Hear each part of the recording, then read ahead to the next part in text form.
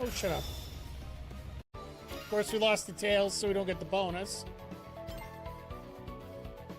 Alright, let's see what we got here. You lose. That's right, I did it! I'm a pro with any and every vehicle. No hard feelings when I come in first, alright? Uh-huh. I've been driving as long as you've been flying. Don't count me out yet. Ooh, we got a battle. Is there gonna be a death?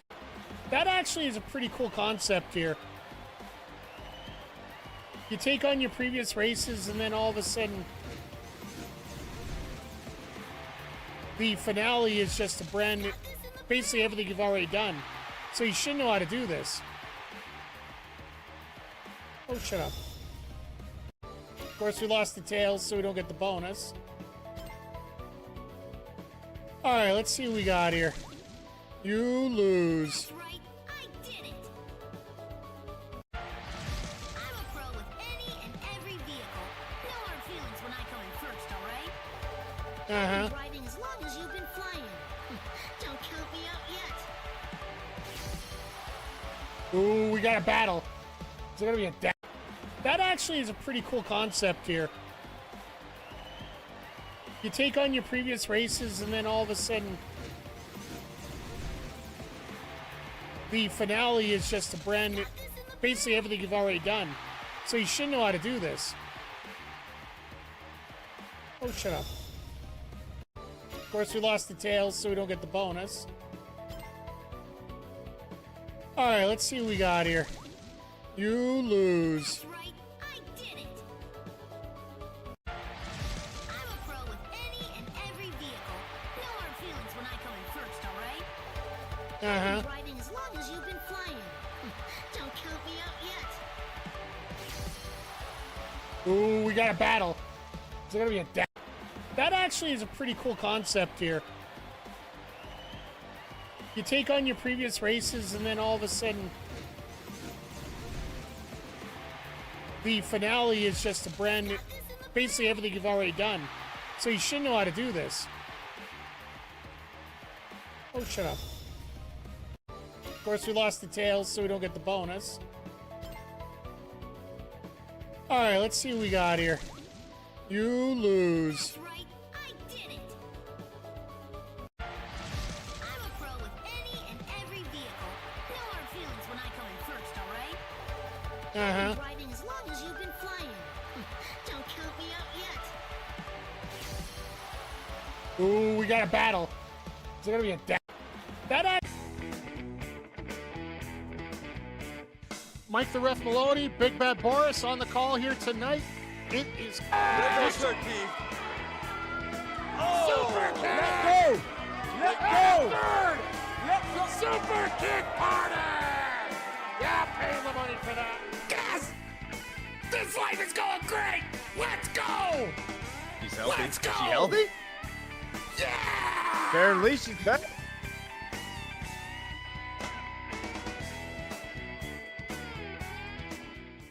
Hey, yo, yo, yo, and away we go. Happy Wednesday night, the last night of 2025 here over on the Mike Drift Twitch channel.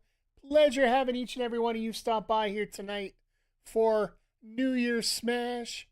We got, it's going to be a fun night tonight, well, to say the least. Hey, Homer, good to see you here tonight. Hope you're enjoying the day. Hope you're having a lot of fun on the way.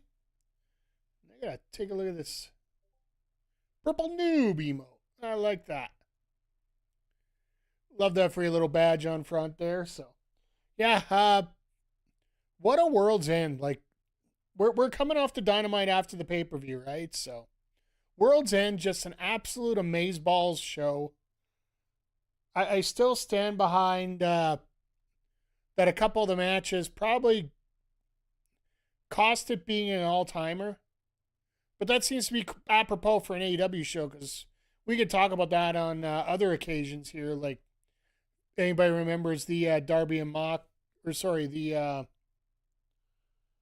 the Mox and Cope match at Revolution.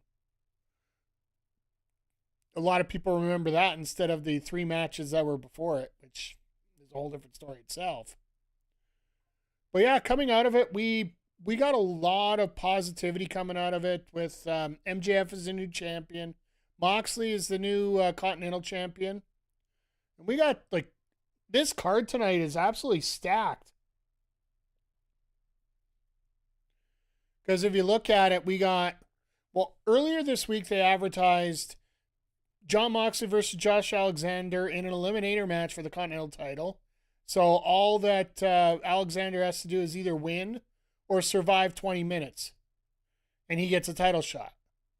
Hey, Jay Quick, how you doing? Good to see ya, yeah. We got Ricochet taking on Jack Perry for the national title. We got Mercedes Moné and Willow Nightengale going at it for the TBS title. And then if you didn't hear earlier, not sure if it's an actual title match or not, but Bandito is taking on the Beast Mortos tonight, along with a Tornado Trios match that just got announced. It's Daniel Garcia, Marina Shafir against Roderick Strong, Orange Cassidy, and Tony Storm. I think this might be the night that Roddy goes over the dark side. I really do. Because he really had an affinity for Orange Cassidy. And just the bullshit that Tony and Orange are going to do in this match is going to be next level. After you guys seen the Mixed Nuts match earlier in the week. But be celebrating the new year with coworkers, so I have a little bit of the bubbly. Ah, nice. Hanging out with the coworkers. You know what? If it's a company party and it's paid, and you don't mind your coworkers, call that a win. But yeah, I know myself, after we're streaming here tonight, I'm probably, there is probably a couple streams I'll be checking out and whatnot, and I always like checking out Maximilian's year-end video on New Year's. I like to check it live with the chat. It's like a half hour of amazing as we get close to the New Year. He usually runs his stream up where he has all the previous years in a loop before he gets to midnight their time, which is 1 o'clock our time. So I don't know if I'll be able to make it that late tonight. I'm an old man, so. Tenarf, I'm doing great. How are you doing tonight? I hope you're doing well. I hope everything's going swimmingly here for you as we're getting ready for the last Dynamite of 2025 here, which I think is going to be a lot of fun. Just the way the cards line, I bet you MJF's probably going to start the show. They'll probably they'll probably bring Bandito out, setting up for the match. Hey, Fanboy Brian, how you doing? By the way, just so you know, Brian, you know what? I'll bring it up right before the show, and then I'll bring it up at his usual spot. Let me just switch over to Channel for Dynamite. So I just want to show you guys this because we'll show you later on the show. On Sunday, we did some advertising about this, but I was giving out my plans for the year. For the January 2026 calendar, next Wednesday, we are debuting Backbreaker Wrestling here. Might not be the full universe mode. Might be some exhibition matches. I'll see how much it takes me to develop everything and get it going. But I have a very strong feeling right now that the main event of episode 1 is going to be the team of Walker Pipe Guy and Fanboy Brian taking on the team of Chris Zodiac and McGee for the tag titles. We might crown new tag champs on episode 1. So if you guys are interested, that will be on after Dynamite next Wednesday. There's going to be a lot of regular people in there. So yeah, Walker's going to be teaming up with you for the tag titles, Brian. So that's at least the early plan. I will confirm it later on in the week here. I just have to want to make sure everything's lined up. The titles are done. The arena's done. And so far we got a roster. I want to see what comes out of it here. So as we put things together here, but we should have 4 matches. Was that the Long Island show for the MGF show? All right. Well, I can just imagine how it's going to be here tonight. Pennies from Heaven was great. Yeah. I can just imagine. Like, I don't think there's going to be much of a... I think the main part of all this is going to be when Bandito comes out. Abracadabra, alakazam. You can't catch me. I'm the gingerbread man.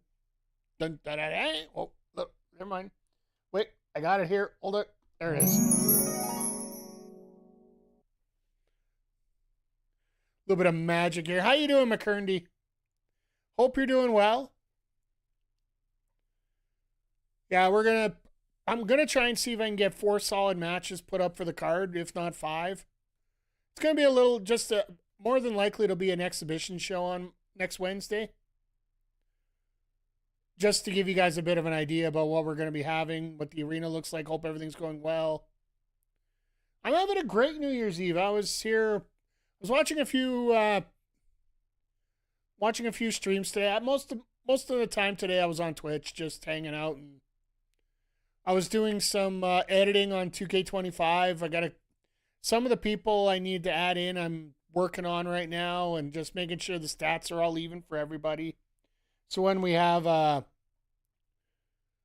everything going for Backbreaker Wrestling, it'll be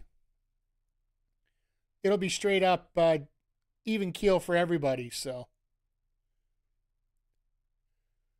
but yeah, and getting ready for tomorrow's stream, because we're new game Thursday, by the way. We'll be doing Mario Galaxy for the first time here on the channel. So I haven't played it before, so it's going to be interesting to see how it feels here. So we are starting to work on a few new things here for the channel and whatnot. Just having a great New Year's Eve. Just want to give a couple shout outs from today, just looking at some of the stuff. And I know they're on the opposite scale of sort of notoriety about stuff here, but Big Bad Boris on one side here, one of the smaller guys trying to get bigger. And one of the people I was watching today on Twitch was Wheezy Blonde. She's a bigger streamer trying to get really big. Like, she's one of those mid-level, like, and I almost hate to say mid-level, because apparently only 10% of the streamers have more than an average of 5 people. But just watching all these wrestling content creators, they're sort of going through a renaissance right now, but what they can do to grow and make themselves bigger. I feel I'm lucky I'm a little bit ahead of the curve, because I was doing a little bit of both. But it does help you think, and makes you really appreciate those people that are really looking to get their stuff figured out here. So, but the most important thing in the world here, more than anything else, I am glad that you are here tonight, because we got a hell of a fun card, and always fun wrestling is always great with a fun group of people to talk with. So whether you're lurking or whether you're chatting, I always appreciate you here. When I say at the end of the show, I mean it 100%. So are they starting with Moxley right off the bat tonight? Because they don't announce the one match that they're starting off the night with. I really wonder how this trios match is going to go. I got a feeling that Roderick's going to turn.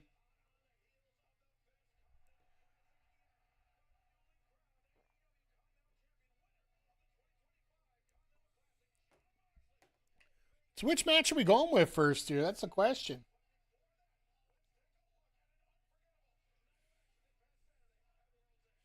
Oh, they're going through a Reef Clap video. That's why. Okay. That makes a lot of sense.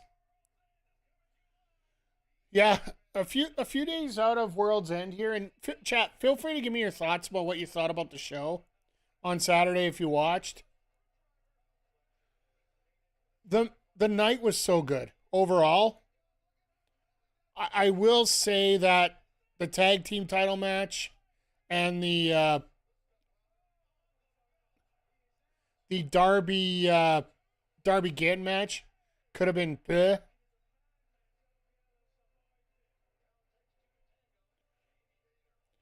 Tell me your thoughts on Hangman's reign into Samoa Joe and MJF. So, I'm really not feeling that bad about it. At least there's a story to it all the way across. My personal opinion for the Joe reign, and I said this during the pay-per-view, I think that MJF won that title, or sorry, Samoa Joe won the title because MJF's shooting schedule took too long. They couldn't set up MJF sooner because of an issue, like maybe some of the show was running a little longer, and because once the movie's done, yeah, he was filming another movie, so that he was actually filming a movie in Winnipeg, of all places. So I don't remember the exact title of what it's on, but once he got wrapped up, I think it was just after Full Gear. So basically they shoehorned him into this position here, which that contract is probably one of the best things to do.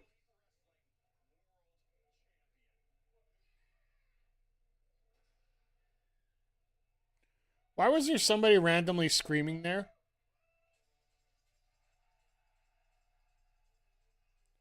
Think I was fine with the whole year for the title picture? All right, we got to say this in two caveats here, Brian. I think all of us could be the good way to put this here. I think if you use the words with hindsight being 2020, this was a fine year for the world title picture. And I was talking about it earlier, and in terms of probably the worst thing that happened to that title was Revolution.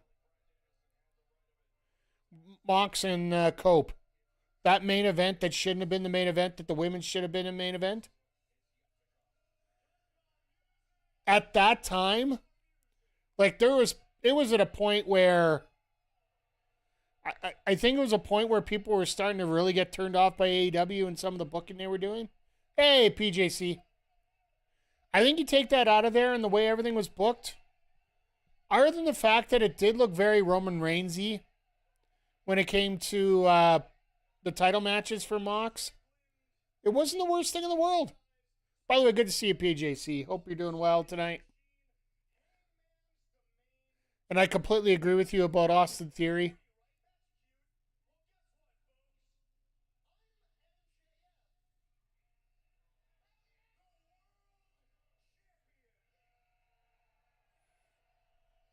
So is that MJF that he's got tattooed on his pinstripes? Oh God, here we go. WWE insult right now. You know what he reminds?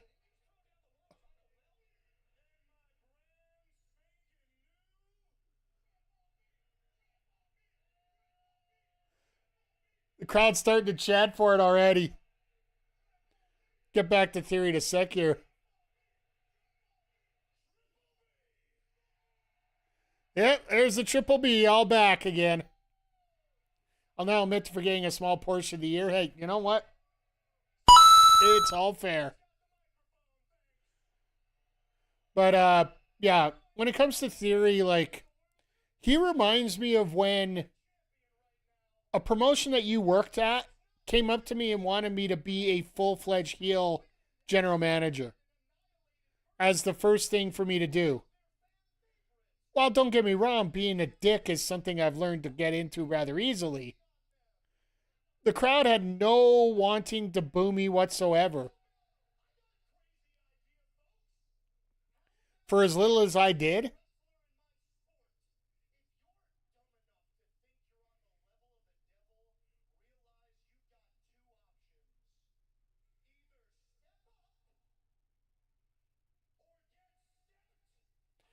Hey, Michael. Yeah, Happy New Year to you as well. Happy New Year to everybody.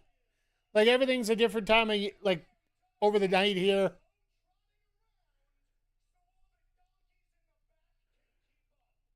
It'll be interesting to see, like,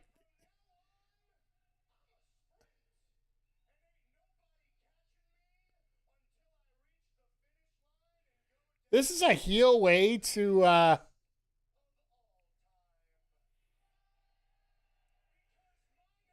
yeah, I'll get to that in one sec here, PJC.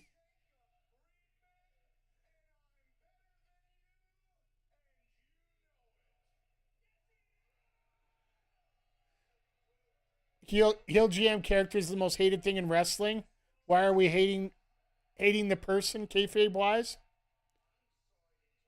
They are pulling the trigger on this.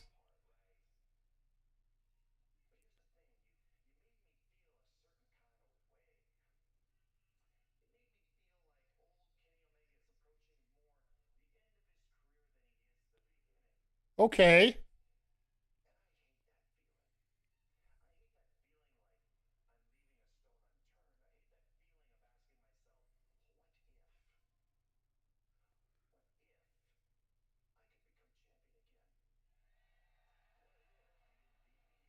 This could be the Revolution main event, folks.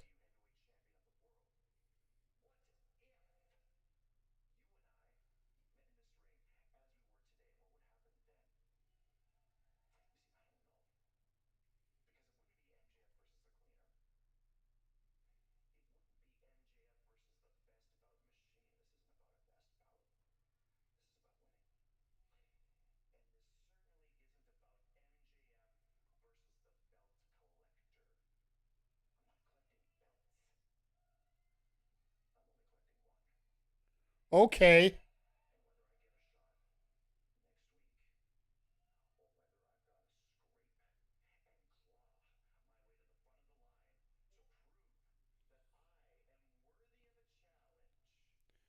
Kenny versus MJF. Like,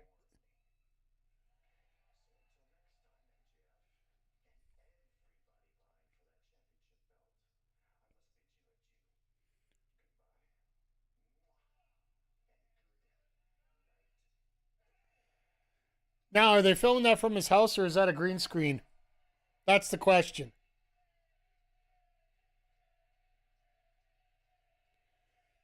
Uh,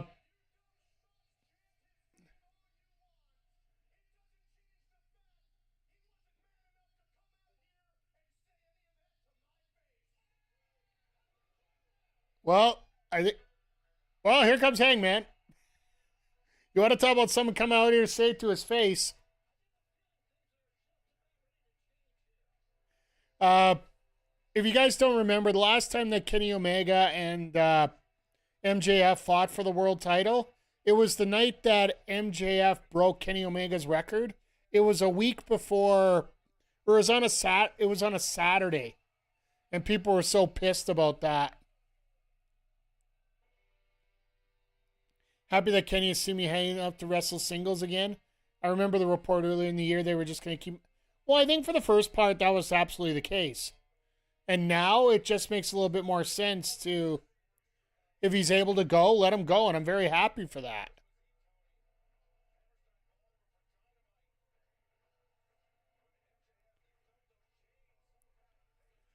Well, we'll talk about the GM thing during the commercial break here because that's got to be coming up soon. By the way, I love that Wrestling with Regret brought up the promo from 2 weeks ago. Or no, it would have been last Wednesday, 2 shows ago. And just talk about it just royally sucked. Like, realistically, MJF's booking, and deservedly so because of what happened. Uh, secure. Why?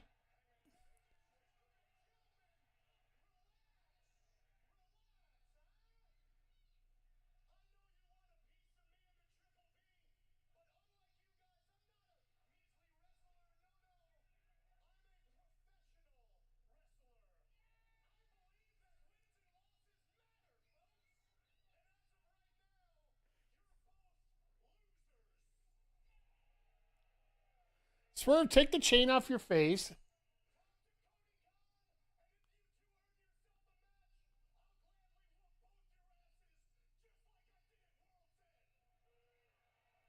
So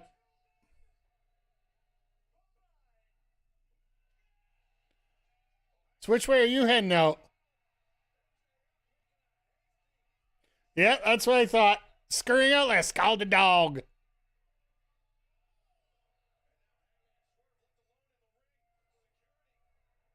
Why would security get in the ring after these guys?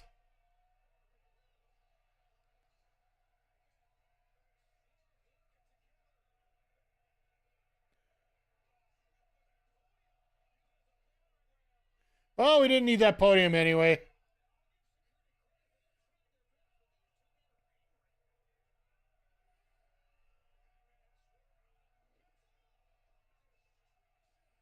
Tag team power bombs. Maybe they're the new Brothers of Destruction. We'll see here. Oh, this is going to suck.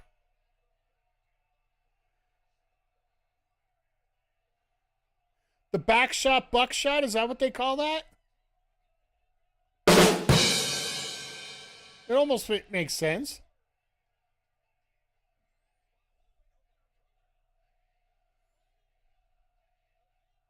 First show after a pay-per-view. Talky talk to start.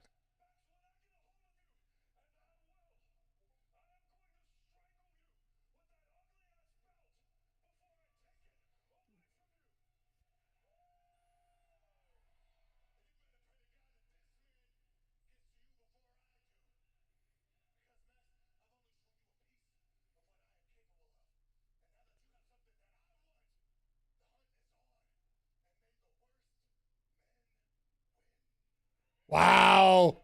All right.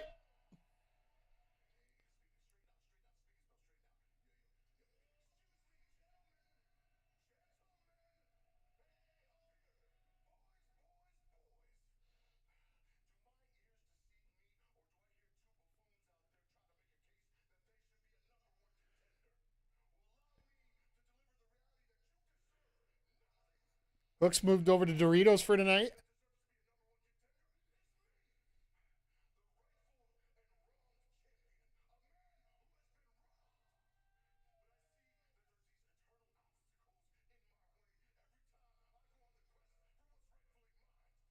Okay.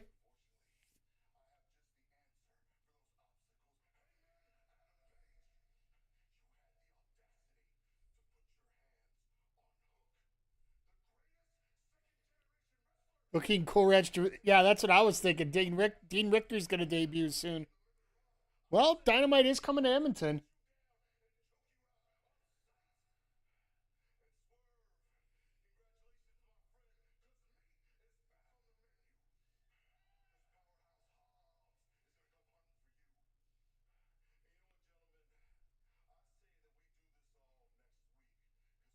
Oh, shit.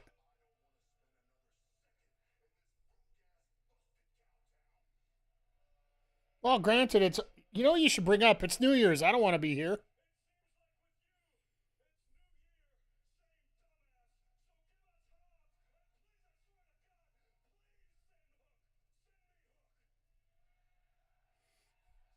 Same dumbass.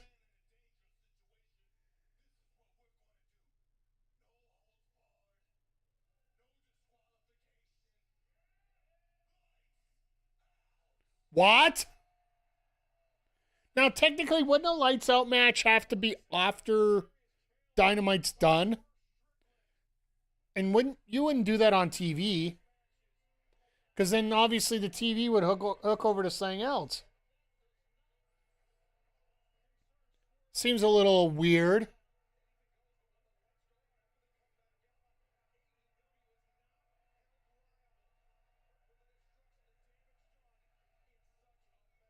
All right, well, that's a way to go for next week. At least we got our main event for next week out of it, so I'll consider that a positive.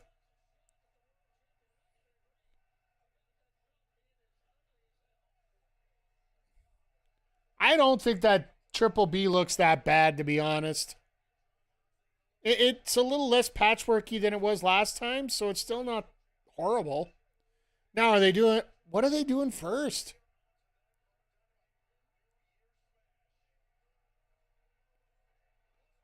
So are they doing the Tornado Triple first? Because they're going through all the matches, but they haven't advertised one.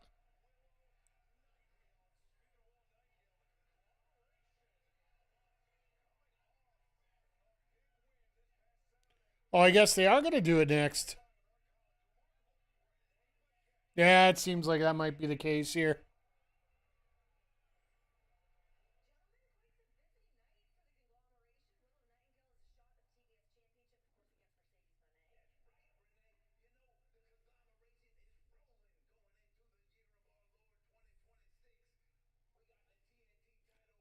Always good for a good linguistic here.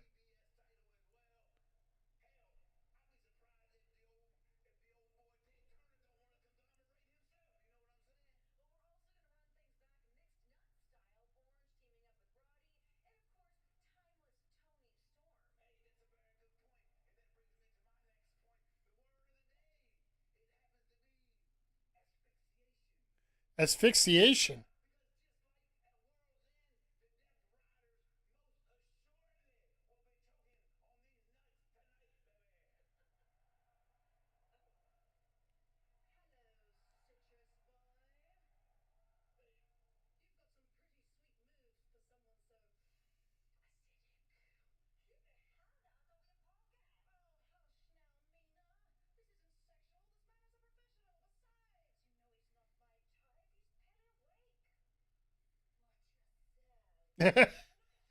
God damn it, Mina.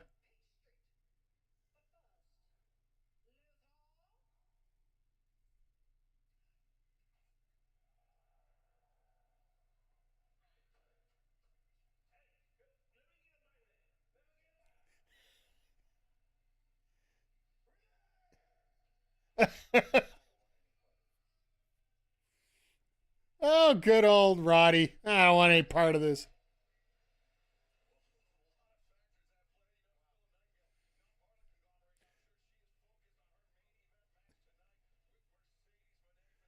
All right, well, and no, PJC, going back to your GM thing, I remember both promotions that I worked with in town as a general manager on camera per se.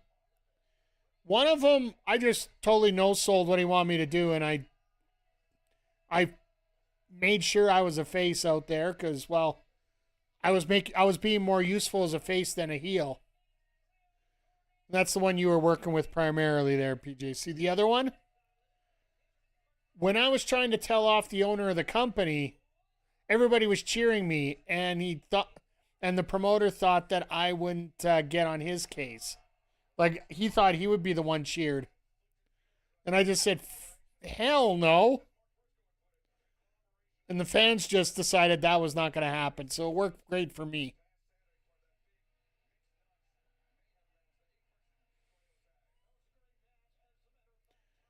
I also find it's interesting tonight that they're using 3 different entrances.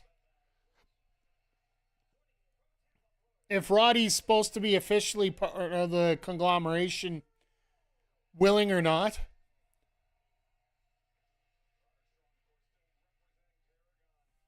So with today being very likely his last day with Chris Jericho as an AEW contracted wrestler, how would you put a bow in his run with the promotion?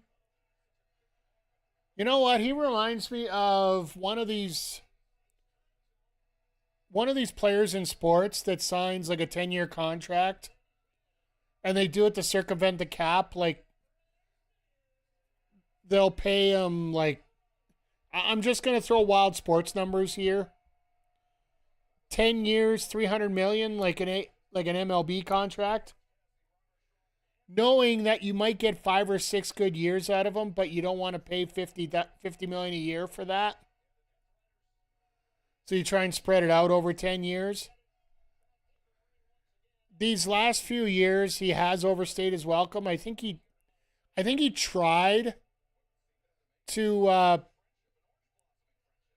help the younger wrestlers and try to become relevant by sticking around the younger wrestlers.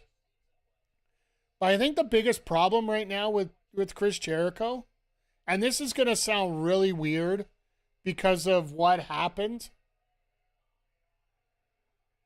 For somebody who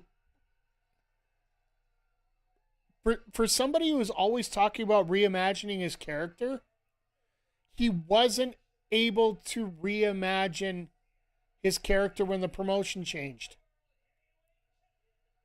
And that's probably the most disappointing thing with me with Jericho. Like, he thought the same old would work when it comes to being in AEW and try. Him and Jon Moxley were, like, the early part of Jon Moxley's career there was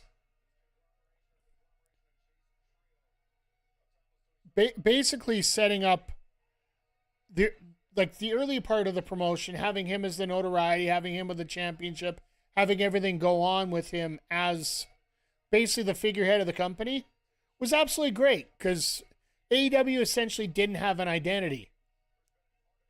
But once AEW turned into identity where essentially, and I hate to say it in these kind of terms, but story-based wrestling, like where you need to have 7 or 8 promos to put together a story for a match,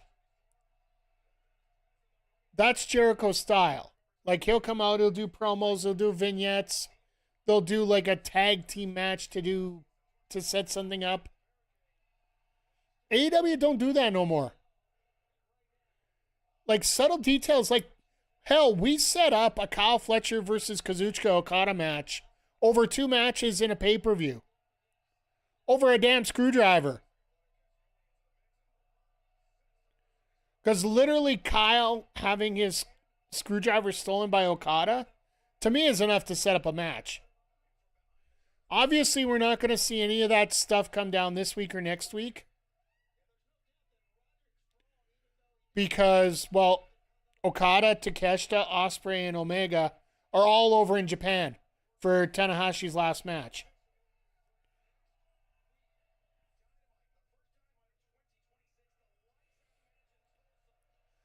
Tulsa, Oklahoma, we're going to have a lights out match. All right.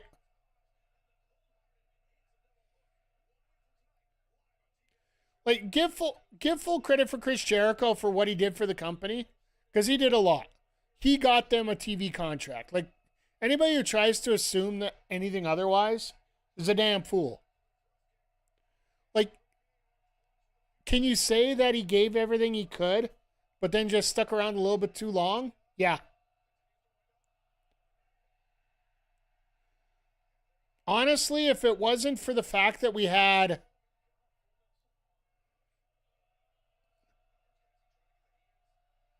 Shafir just too strong. Oh, hands in the pockets. The superpower is, oh God. That look on Shafir's face is hilarious. Just that meme of her, Orange's hands in his pockets and Marina's face scowling there. That was great. But feel free to give me your thoughts on Jericho. But I just think overall you cannot deny the success that Jericho had. Like, if there is an AEW Hall of Fame, Jericho does have to go in there.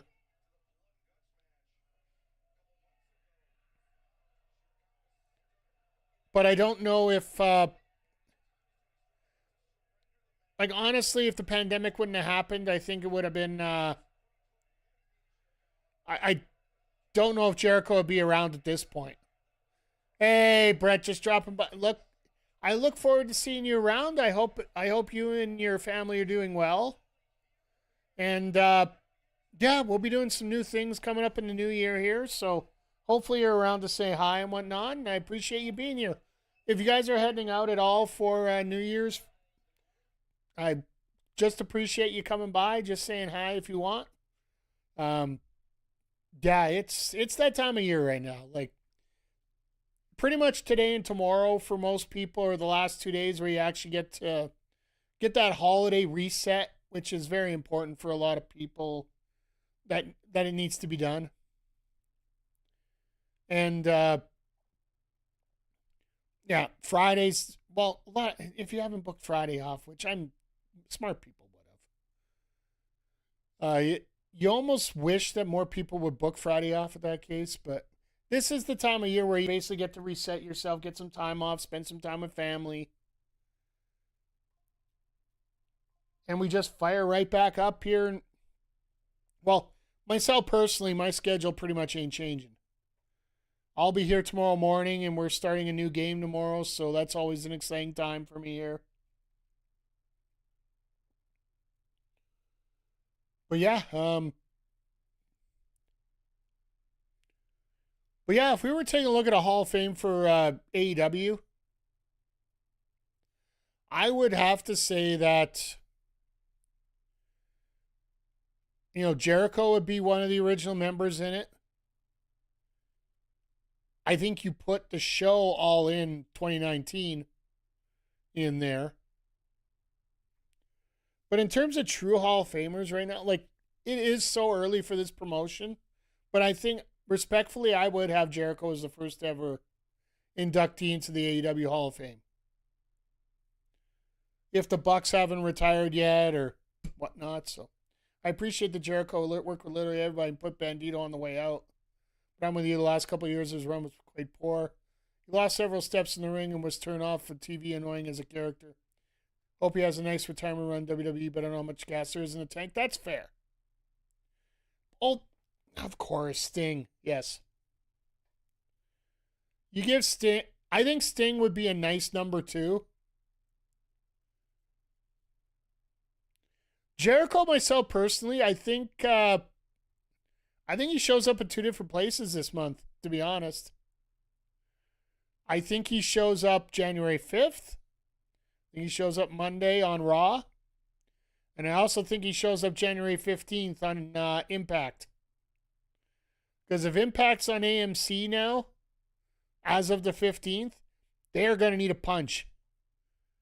And I think WWE owes them a solid or 2.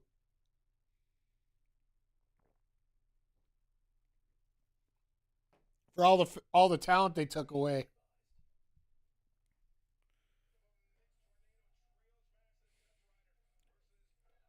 It'll also be interesting to see, do we get, in terms of having to climb up the ladder, would you say that maybe Andrade El Idolo is going to be one of those hills he's got to climb?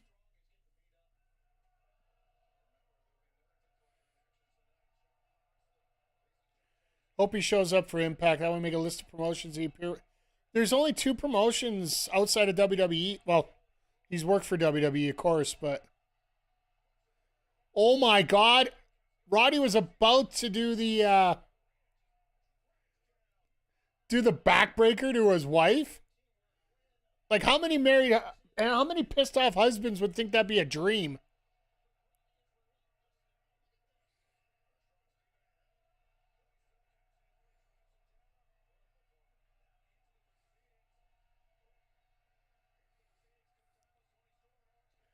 There's only 2 promotions that he really hasn't worked with. Ironically enough, a WWE contract would get him to those 2. And that's AAA and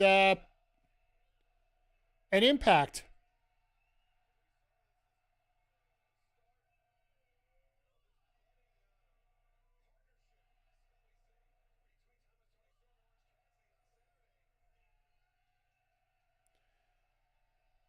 Nothing like dealing with a bisexual woman and a gay man trying to dance and show off and everybody just getting pissed off.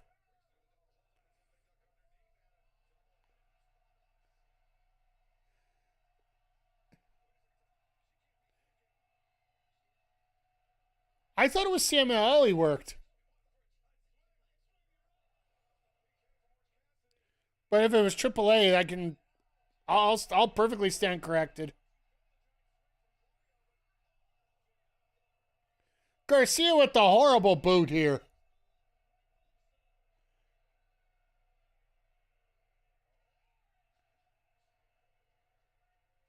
Well, that's the end of that. Okay, yeah, 1 match with AAA and the rest is him. Okay, so I'll stand corrected on that. Phil. Oh my God, the crowd popped. Husband kills wife. Film at 11.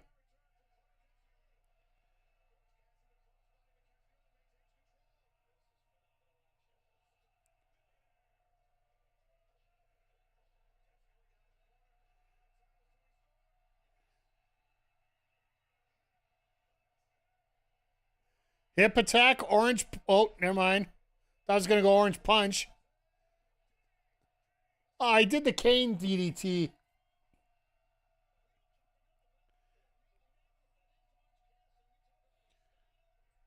No, I didn't think he worked for AAA, but if he had one match in AAA. Oh, good old Yuta.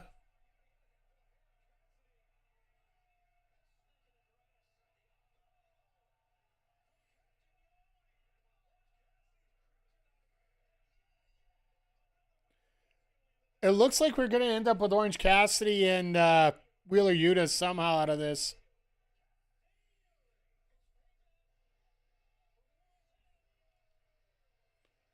All right, we're now officially 1-1.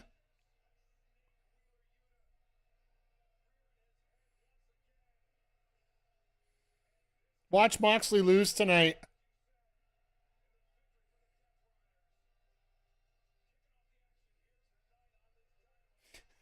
Marita's just like, no, yeah, that hurts. You're on the couch tonight, bud.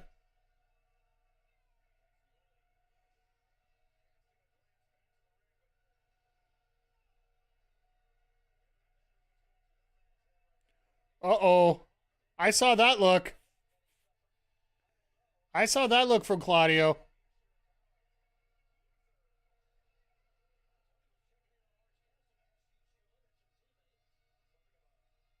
Yeah, here it is.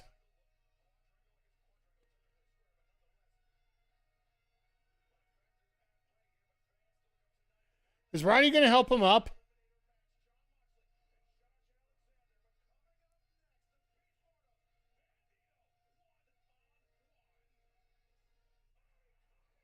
I really hope nothing happens picture in picture here. On that climax like that, that's just horrible. Ugh. But no, it's interesting. We got like this is the time of year where we're gonna have a lot of time to help play out the storylines here because the next pay-per-view is in March, right? So we got like 3.5 months to smoke out some storylines. The next big show they have is on the 14th with Maximum Carnage. We're going to get, well, the one guaranteed match we get for that is Bandito versus MJF for the title. Probably going to get Omega involved in something by that time. But yeah, this week and next week, don't expect a lot of major storylines. Just because people will be coming back from Tokyo from the weekend. And, well, Omaha's getting that lights out match, which will probably be the most talked about point of the night there, to be honest. But I almost wonder, tonight, do they close out with Monet and Willow? And possibly a title change? Because you know Tony Khan would love to have everybody talking about AEW going into January 5th, right? I think Excalibur said that makes sense. But having everything absolutely fall apart for Mercedes. Now, what's your craziest prediction for next year? Whether it be AEW, WWE, anything like that. Your craziest wrestling prediction. I've thought of a few, but a lot of them just don't sound that crazy. Like having Will Ospreay win the title in London. Bailey Dubb becoming a actual thing.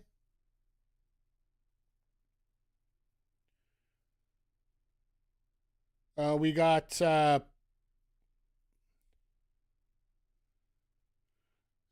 just trying to think of them off the top of my head. Some of the weird things that I thought might happen this time. I'd say Bucks FTR, but that's almost a guarantee at this point. Maybe go with a Bobby Lashley title win. And yes, I know there are 5 million titles, so I'm caveating that far, but I think there might be a chance that Bobby ends up. Hell, it could even be. I would like it to be Kyle Fletcher that takes the title off Ospreay. All right, now he says it right now. Thank you, Excalibur, for watching the sidecast and answering my question right away. I do truly appreciate you. There was a time there where we actually thought that they were watching us at the same time. Like we had, I think one of our highlights here over the last couple of years is when AEW actually popped into our chat. I think they were literally just checking out whether we were actually streaming the show or not. And yeah, just that was the big. I think that was one of the biggest pops of the year for me. WWE live attendance bubble burst. John Cena was carrying the company. Doesn't have anything interesting lined up for 26. I think that's one of the safer ones, to be honest. Let's face it. WWE is turning into the Toronto Maple Leafs of professional wrestling. And the last few months, the Leafs management's been complaining that they haven't been selling out their venue. Like, they've been complaining that they haven't sold out games. Like, you put a shitty product out there, you're going to get shitty results in the stands. And all they're going to say is, oh, we set records for money earned. With all due respect, nobody gives two shits about how much money you make. Actually, they probably hate it more than they like it.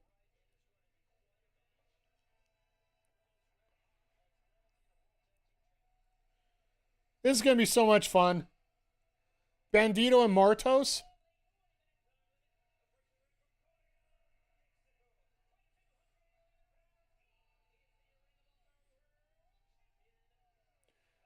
Is it just me, or does Martos work every week that Mercedes does? Whether it be Collision or Dynamite, one or the other.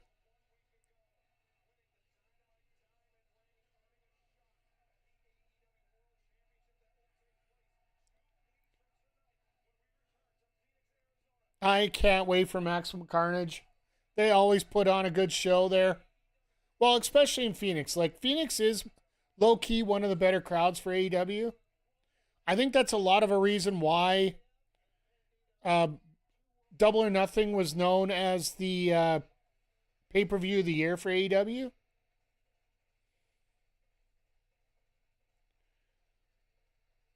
Personally, for me, I think I have to give it to Revolution, despite the main event.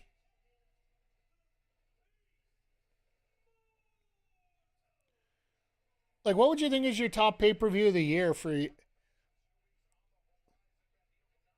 Like, the two that I'm thinking of more than anything else right now, there's one for each major company. For AEW, like I said, it's Revolution. In 3 matches in a row, what we had the Fletcher and Ospreay cage. We had the Hollywood ending. And wasn't that the triple threat with... Or no, that was... who did Takeshita have on that card? I think that was Takeshita Omega. Or no, Omega was out still then. Takeshita Swerve? Either way, there were like 3 matches, bang, bang, bang, that... Or was that Takeshita Fletcher? No, that Fletcher was with Ospreay. Never mind, I'll figure it out here. But in terms of WWE, you have to say, my opinion, Evolution was the top show of the year last year.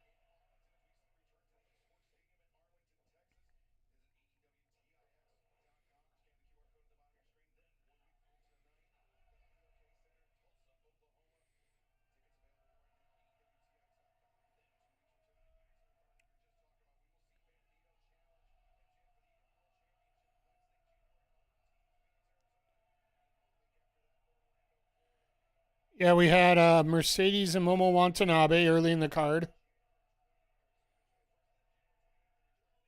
Oh, it was Takeshita and Omega. I was right the first time. Come on, Mikey. Have a little confidence in yourself.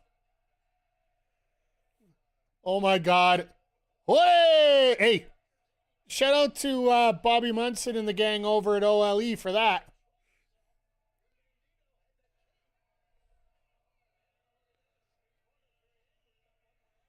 Bully don't like cape. Film at 11.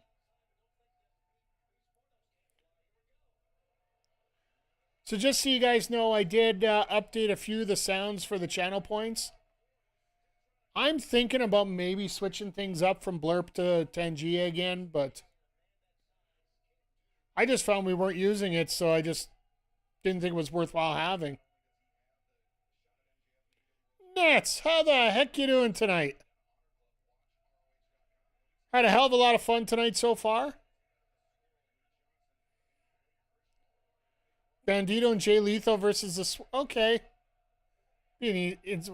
Show's been phenomenal. It's been great so far. I want to see what the marital status between Roderick and Marina is at this point, but...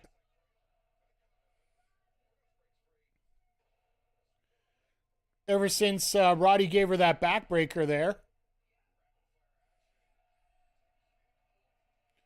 No, this show has been pretty awesome here tonight. And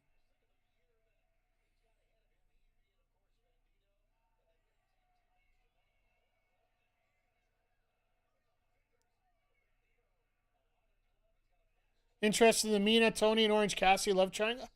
I don't know how much they're really going to play into that. It's sort of an inside joke more than anything else. Brokeback Mountain.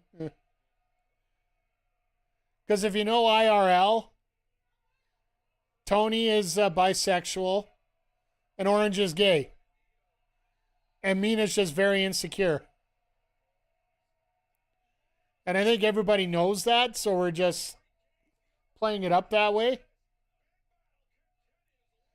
But I completely get you on that too, though. If you don't know the details, it is very fascinating. That's why I said bisexual, Nats. That means you like both.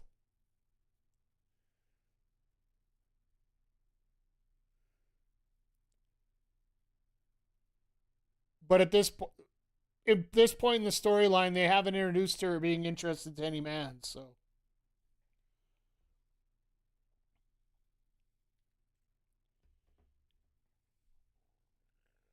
But yeah, no, like I like these little details that they're bringing out, and like now Mina's just been introduced into the story. I wonder if they're actually going to go with her thing. Didn't know OC in real life. Yeah, that was something I found out after myself as well. It made total sense. That's why everybody was joking about it, because I was actually in Marissa's stream, Make Yourself Famous, after the show. That's where we rated out. And people were talking about it in there, and that's where I found out about it, so. Yes, I know, it's a great... I understand streams like this are a great source of information, but always make sure you get your sources. But I'm pretty safe too. It makes a lot of sense in that case. And on top of that, I really don't care to study it that hard. I want to see where it goes too, though. I'm with Japanese women's wrestling movement on this one. I just like to see where these stories are going because, like I said, we have 3.5 months to the next pay-per-view, which means you're going to get a lot of TV development. We're going to get a lot of great matches. Like, I'll be honest, next year, if we're not going to do it right now, for 2027, you want to get a women's Continental Classic or whatever you want to call it in there. This is the perfect time to do it for the women. If you're so content on not having extra matches per show for the women, having it happen over 3 months versus a month and a half is going to help.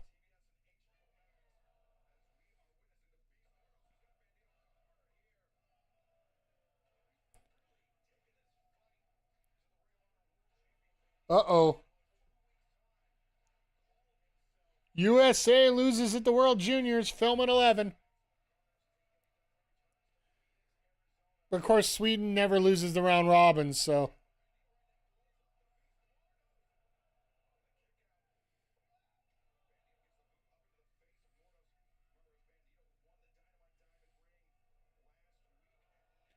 My God, Mortos is so good. And stick him in with a guy like Bandito who can work the way he can. This is going to be freaking awesome right here.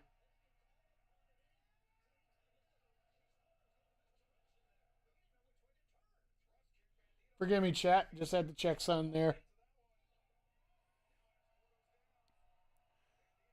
But here's a hot take for you. Bandito breaks out next year. Where he gets away from the ROH title into some of the AEW titles. I could almost see the national title going his way.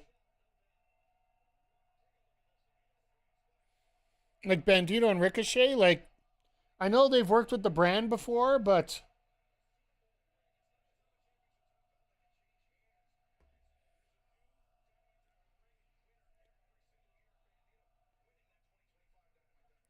or the design, sorry.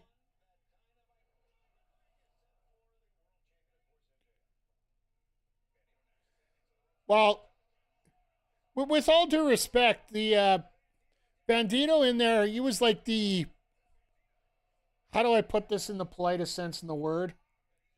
He was the sixth man of that six-man tag, according to people.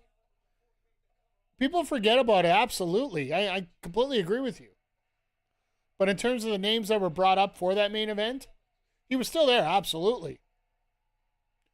But when you got the Bucks and Rey Mysterio as two of you there, and then you got the Lucha Brothers on top of it.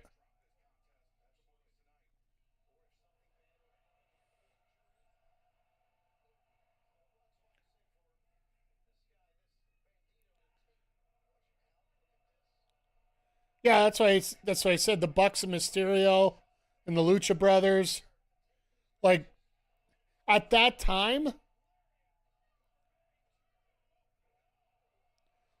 like, Bandito is the lore of AEW without a doubt.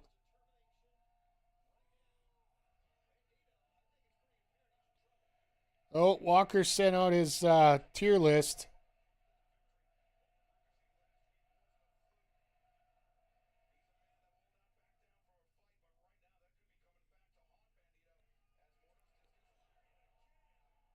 So we all did. I'll be posting it on socials tomorrow. But if you guys were here Sunday, we went and tier listed all the games we played this year. So I think I was a little more forgiving than Walker was on his, just as a quick look. But could you imagine alternate reality where AEW signed Ray? No. Because I don't think I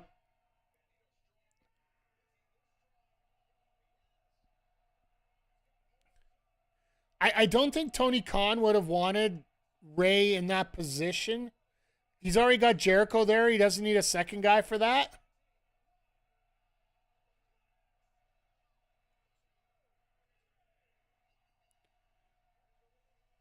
If you hired him instead, I could see it. But I also could see that being a very big issue because if he wanted to work with CMLL,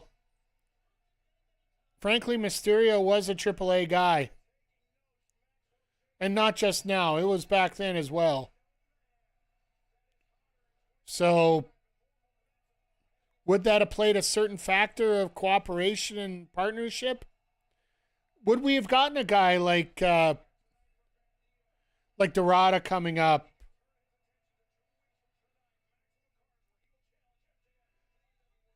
I honestly feel that, like, Rey Mysterio is a good name for the Latino community and for the Mexican market. Based on who was available at the time, I think Chris Jericho was the A1 pick. I do think if they did sign Ray, it would be a completely different company than what it is now. I think it very well could have been closer to Lucha Underground.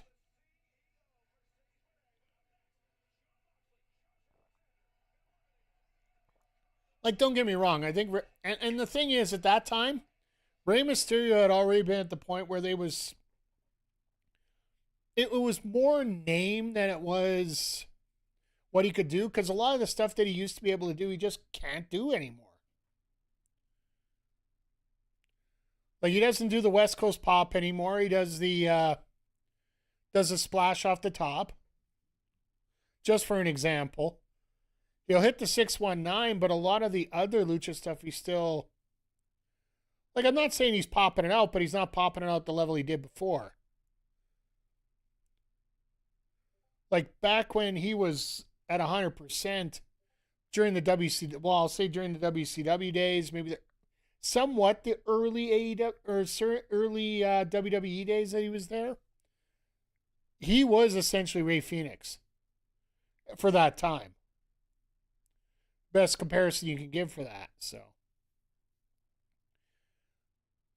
I think the only reason that I think Rey is around right now is literally Dom.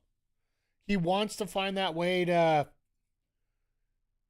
get that main event match with Dom on a AAA Triple Mania, as well as possibly on one of the bigger pay-per-views. And I think he's gonna want Dom to unmask him and end it that way. He'll retire Rey, and all of a sudden the mask comes off, and Dominic becomes the new Rey Mysterio. Completely forgot Chavo had a brief run in AEW. Yeah, that was very brief. He had that brief run until he decided to give his thoughts outside of wrestling, and I think it was mostly because of that. Plus, I don't think he gelled that well with the backstage. And frankly, if he didn't, that's... Not everybody's going to get along with everybody the way they need to. And that's okay. That's not the worst thing in the world. As long as you end things properly, it shouldn't be a big deal. Like, with all due respect, I get both stories from AEW and Nixon Newell for what happened. Like, but it just comes down to the simple fact of an employee can think they left on great terms, but as soon as you lock the door, they slap that do not rehire stamp on your file and you're fucked. Then Brian Kendrick, well, that's a whole different story. Like, he's been spending years now trying to get things put together.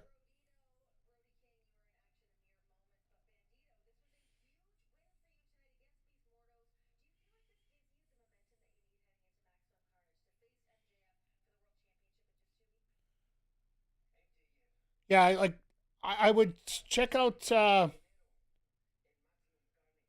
Celebrate Wrestling podcast feed. There is an interview in the archives with Brian Kendrick talking about what happened then and what happened now and how he's been trying to change things. And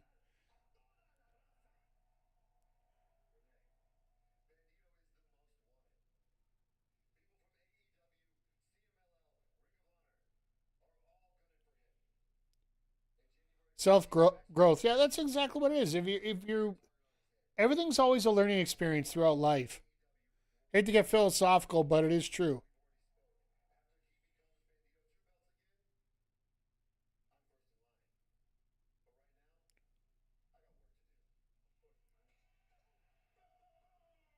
So, could you imagine Brody versus Bandito or Brody versus MJF? One or the other. Oh, shit. Shoddy. Shoddy getting an already in the ring match. This is not good for you, friend.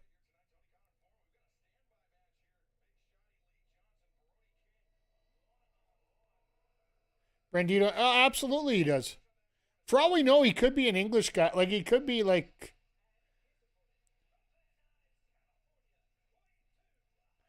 He could totally be like, Jack from Delaware. For all we know, that's the joys of the mask, right? Like, think about it. El Grande Americano speaks perfect Spanish. Especially right now. Like, he could cut a full promo in Spanish and not even think twice about it.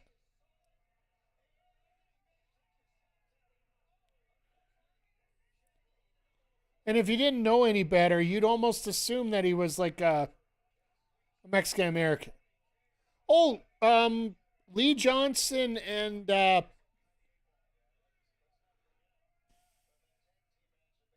my God, I hate myself for not remembering this. Vanilla Baby. They're a tag team in AEW, in ROH.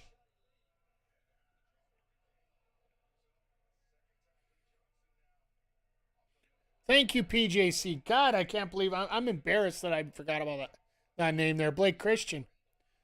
Yeah, they're the swirl. Because there's a little bit of vanilla and a little bit of chocolate put together. So what do you call that? It was actually Renee Paquette's idea to put that name together. Renee Young, sorry.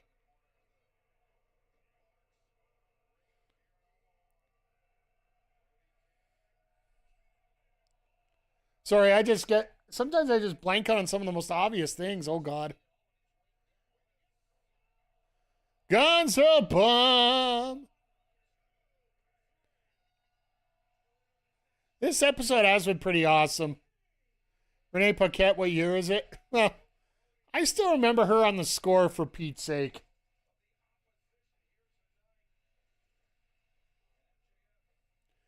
Now, I wonder if Orange was legitimately hurt in that last match. Because if you remember watching the end of the match, he was holding his ankle. And now we got what they called a standby match.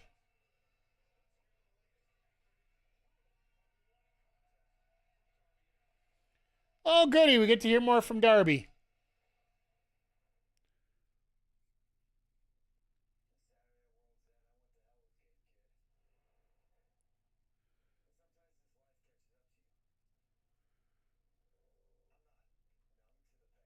Hello, Mr. McGee. Good thing you're here, my friend. Not just for the fact that you're here, and we always appreciate you. But, McGee, you got to let me know, what's your wrestling name?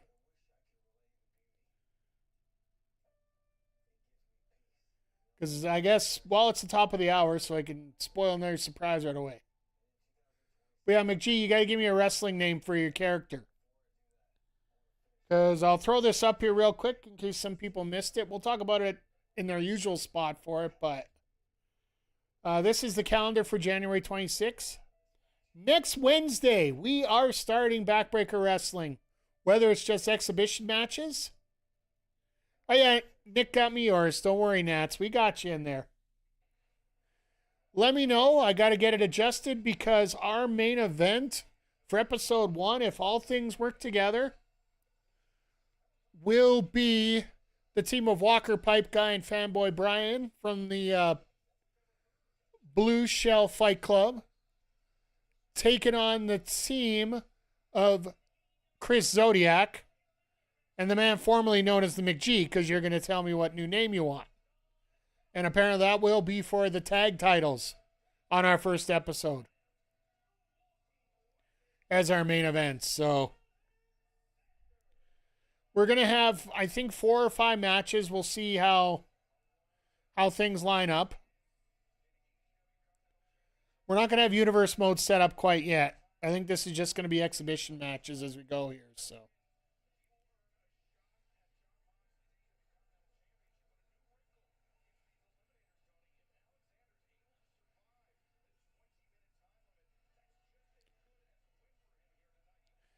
see, here's the thing that pisses me off. Here's the thing that pisses me off about this. This is the same rules that they use for any eliminator match. It's not an added wrinkle. The only difference is if you're talking about the ROH title or the AEW or one of the minor titles, it's always been 10 minutes. Like, they have proving ground matches all the time in ROH. Hell, I think they're having one on Wednesdays, so. By the way, chat, I have to ask you, because, like I said, I'm making small improvements here. We're going to be making a major overhaul here in the next week or so, but what do you guys think about the new ticker on top? I changed it up to a different style of ticker. All those are literally factual games. Thank you to Scores Bot for presenting that here.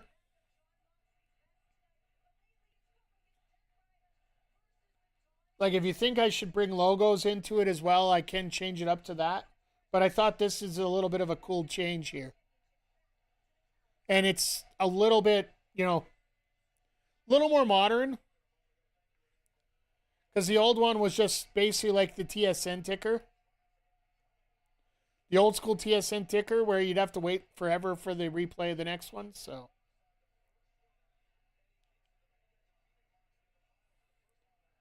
But yeah, if you guys see anything you want changed or improved here, now's the best time to bring it up. Whether you want to do... Oh, Moxley tripped. Fucking hurt his ankle.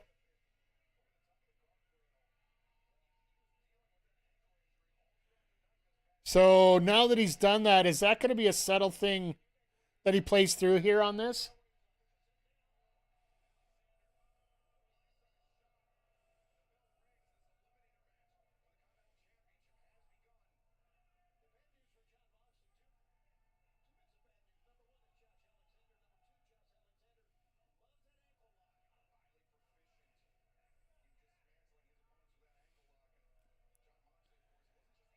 I am going to love when they get this Death Riders versus Don Callis family thing moving. Because it also makes you wonder which pairs are they going to work up with and who's going to be left.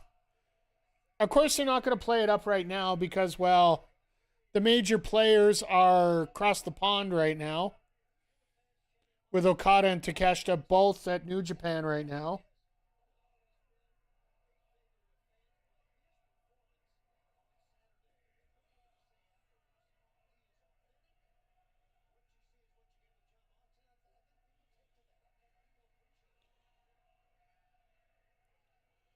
Sorry, just catching up on a couple things that are coming up as we go here.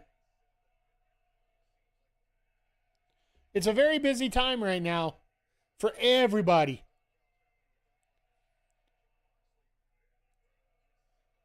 And the other thing, Chad, as we're talking on here, if you're interested in any other places you want me to do this on, let me know.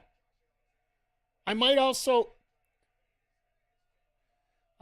be finding a certain way to help out a few people watch the show a little better, so. Oh, here we go. Alexander going for the ankle lock already.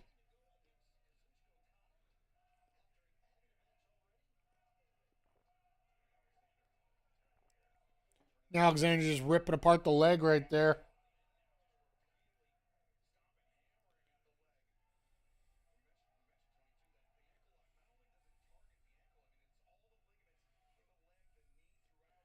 See, the other thing is, he's got to be careful because if he injures Mox, he ain't going to get the title match anyway.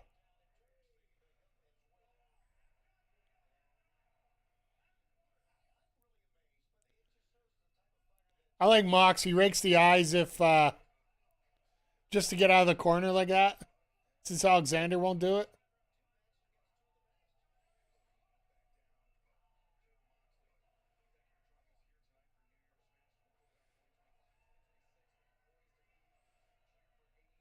This actually makes a lot of sense.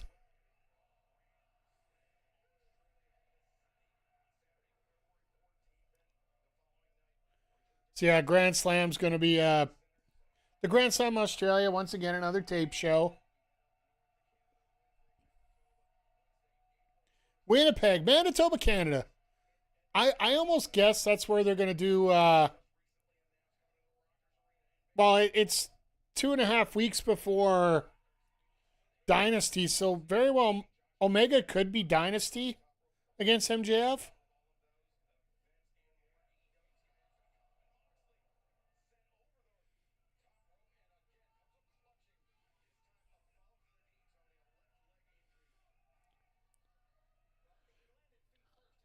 But as you're going through this,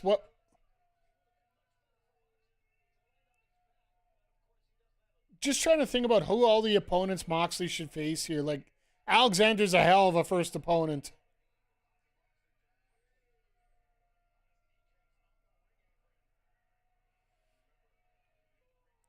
Honestly, Moxley getting counted out here would be just as good for Alexander.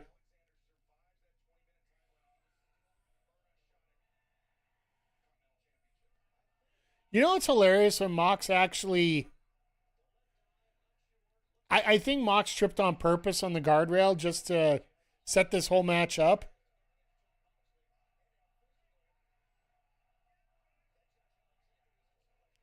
So, with this appearance tonight, he may not have been on every show, but Jon Moxley has been at every Dynamite and Collision in 2025.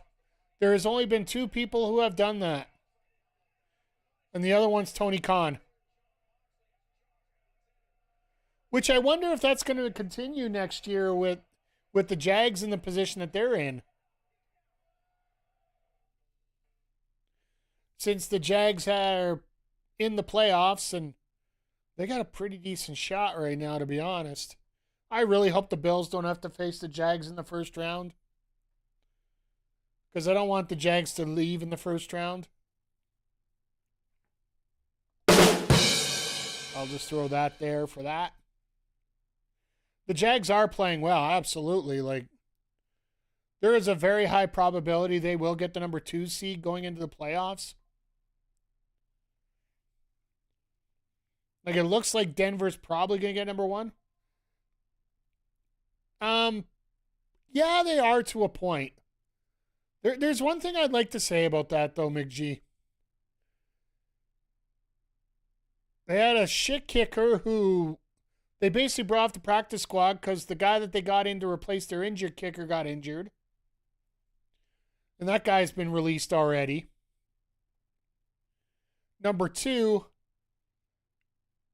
they got 17 yards of offense in the second half, the Eagles. 17 yards. If Josh Allen completes that 2-point conversion, instead of pulling that popcorn fart of a throw, none of us are talking about that right now. They're talking about how the Bills are possibly 1 game away from maybe getting the number 1 seed in the EAFC. Ifs and buts are candy and nuts, absolutely. But I honestly feel once we get to the playoffs, it doesn't really matter which way you go. And I think the Bills are going to put on a statement against the Jets this week because it is the last home game in the stadium. They are wearing the retro unis. All the classic guys are there. Even if Josh Allen only plays a series or a couple games, they can't stop the run. I believe there is...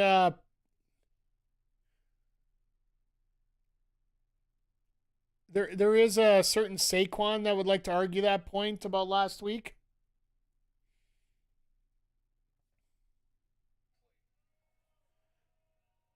I honestly thought they were going to pick up Trayvon if he became a free agent. But how about the Green Bay Packers? Seriously. I know we're traveling off wrestling and into football here a little bit, but that's what you do when you hang out with your buddies. Sometimes you talk wrestling during wrestling. Sometimes you talk about other stuff.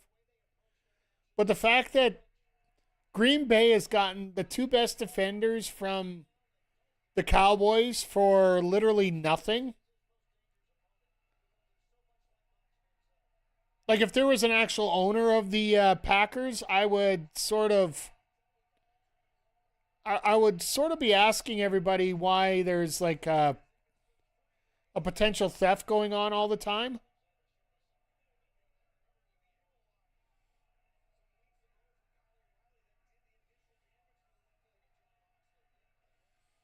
At least Moxley's used to being in this position all the time.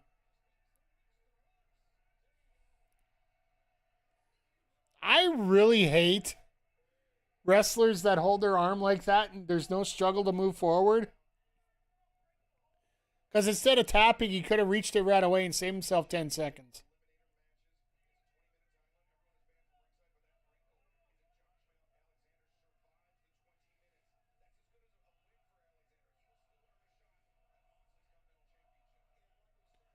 Yeah, if I'm Alexander, if it hits 20 minutes and we're supposed to keep going, I'd literally just get myself DQ'd.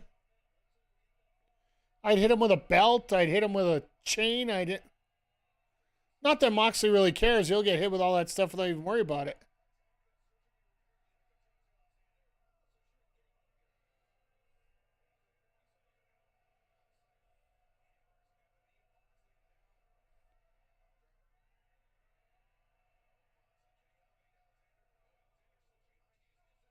Ooh, that hurt. No, in my personal opinion, I still think in many ways the Bills can be favored.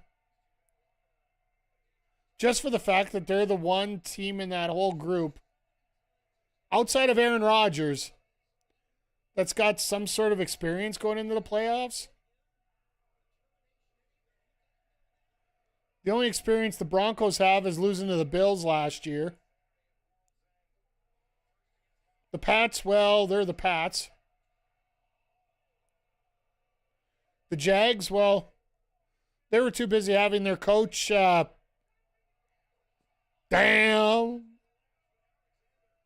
That still hurts. Straight down.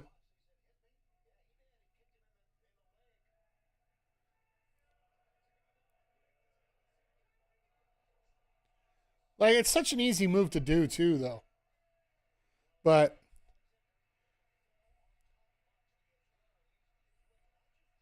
you look at the Chargers, you look at the Texans. The Chargers, the Texans, well,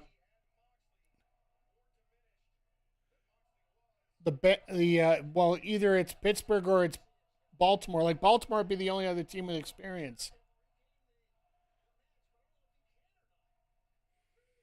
There could be a possibility it could be Buffalo, Baltimore in the first round too, and that I understand where you'd be scared about that. So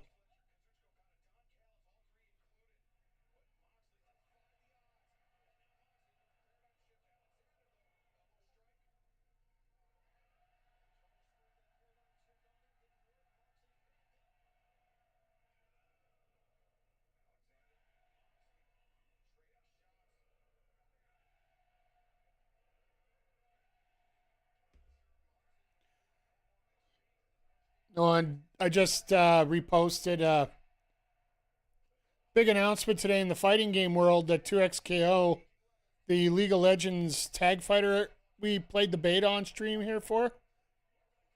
Nice cutter.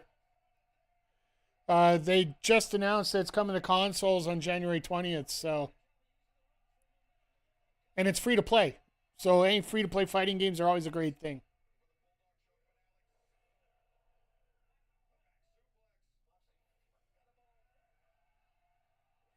Well, Moxley's a little fired up.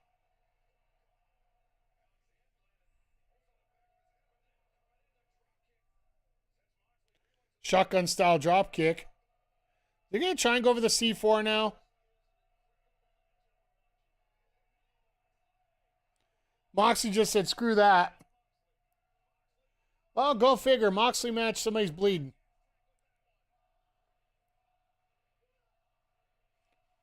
Wonder if Moxley decided he didn't need to fix that tooth.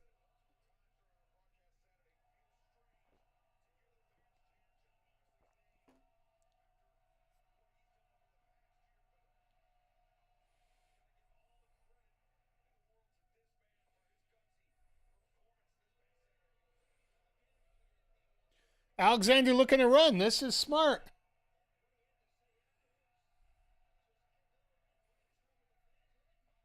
And Moxley just trying to stop the run. So, yeah, stopping the run is key.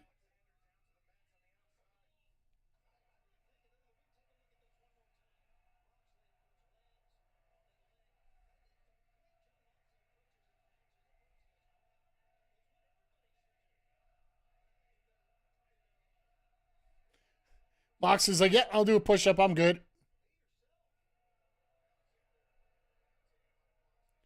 Stall, stall, stall.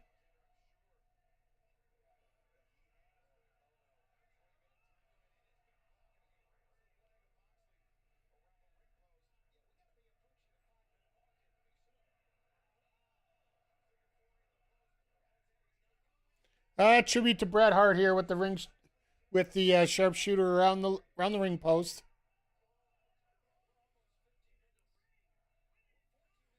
Alexander's the one busted open. Wow.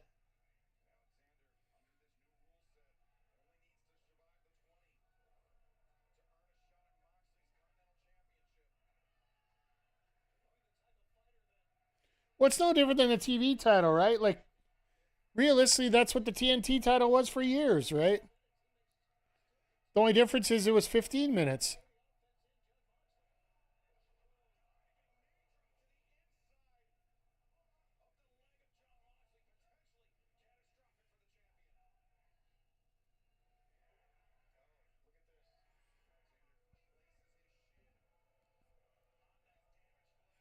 That's got to be painful right there. Right in the bulldog choke. Attaboy, Mox.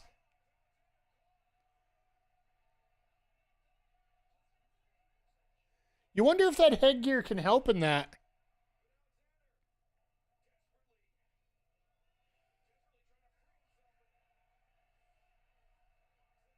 And there goes the headgear.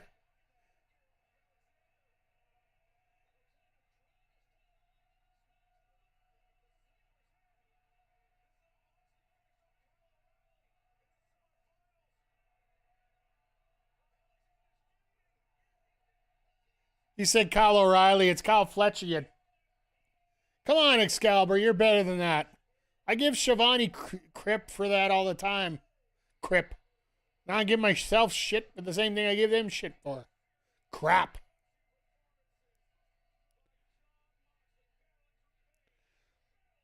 You know what? I don't mind Excalibur. I think he's starting to... It's taken a while, but it's starting to... It feels like he's getting his groove a little better now. And I think that sitting next to Danielson's been helping out. Alexander should have done the Cena tap. Ooh. Ooh. This is very interesting.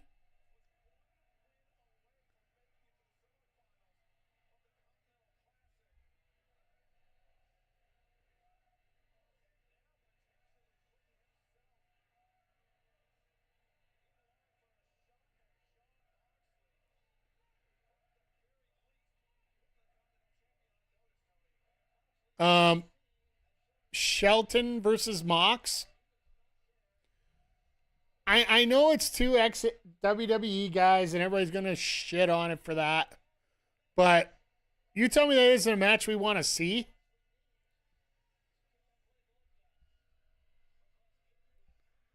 Because realistically, like having Shelton Benjamin in there, the athlete that he is, and Mox is basically making everybody, and let's face it, Shelton's pretty much made already.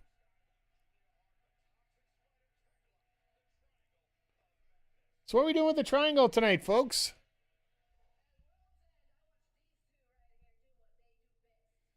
Love the necklaces.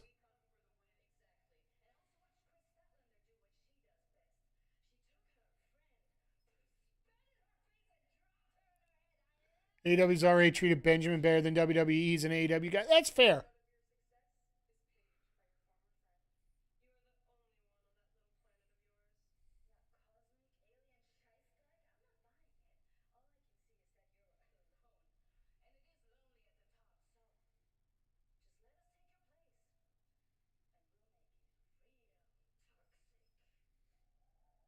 Okay. If we can get Tekla as the next opponent for Statlander, I thought we should have done that opponent ago, but they decided to throw Jamie at this time, so it'll be interesting to see, because I think, wasn't Jamie and Tekla in a big feud that they never finished up either, so this could very twist around and turn into a few directions here right now, so. No, I like the triangle, but Tekla still doesn't fit in. You know what? And we've been talking about this off and on for a while here. For me personally, while the sisters are over, right? Like they are over to a point. Since Julia's come back from injury, it just doesn't feel like she's upped her game at all. And I'm just hoping Tekla is that person that helps her up her game a little bit. It just seems like at points, like, it was always Julia was the senior and Sky was the junior, but it almost feels like roles are almost reversed at this point, in my opinion at least. And Tekla is part of that group. Yeah, it is a little bit weird. But what do you do? What do you do with Julia if she's trying to go with the dark gimmick, and you have somebody who's just as dark in a person as Tekla here?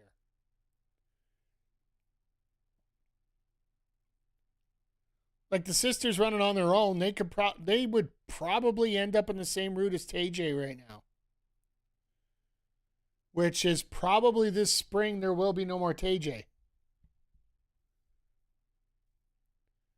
Because with all due respect, Anna Jay's contract's up in the spring, and I don't know if she wants to re-sign. That's the thing. Like, it's all like everybody says, oh, everybody's going to sign, but what if she doesn't want to? Maybe she wants to go back to Japan. Maybe because her trainer is over on the competition, her original trainer,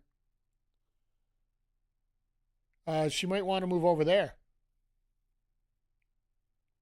Yeah, that's exactly it. Like, another two that don't seem to be progressing as wrestlers. Yeah, like we all know about Ty and what happened to her. And her being a parent, I will never, ever complain about somebody becoming a parent and then, the priorities change a little bit and the amount of time that she wasn't wrestling. Like, not everybody's going to be like Saraya Sr., Saraya Jr.'s mom, who ended up wrestling while pregnant.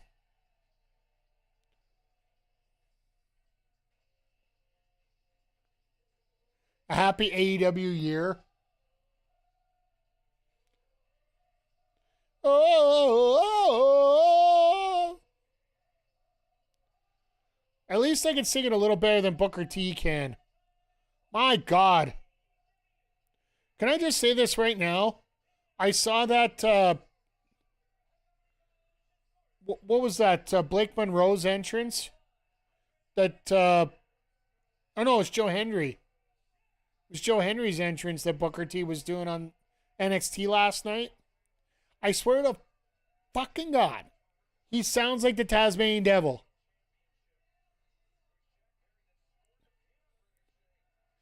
Taz singing this is one of my favorite Botchamania bits. Hey.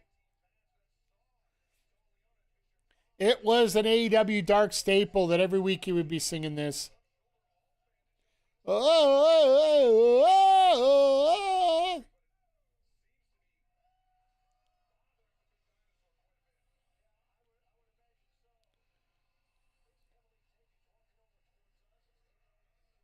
That and Ricky Stark's theme, huh?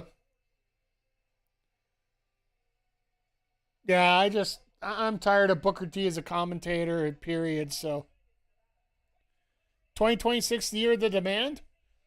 I would not mind that one bit.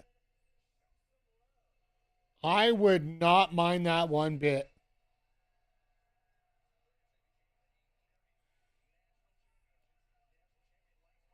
Because I would love to see these two get tag gold. Like, I'll be honest, anybody but FTR right now would be a great bonus for me. Like, as far as I'm concerned, FTR killed that pay-per-view on Saturday. I still believe that.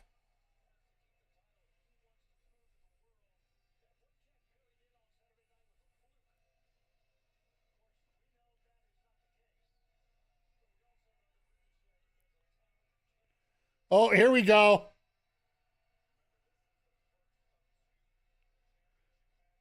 Ricochet sucks eggs and likes it. Nice.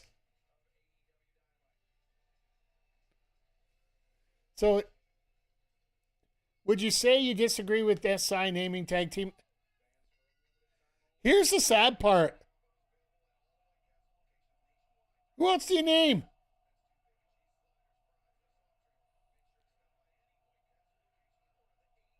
Like, the only thing I can think of is what the Hurt Syndicate for the year?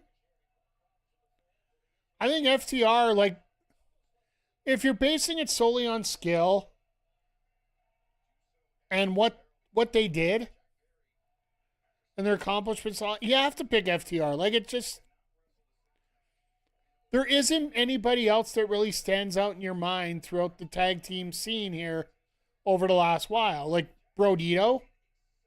But Brodito was extremely short for being tag team champions. How long were they? What, 4 months?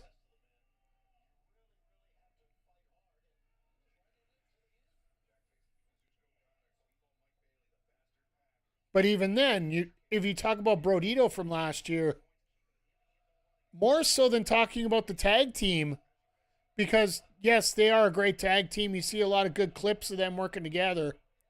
What if you look at that team, what do you think of last year?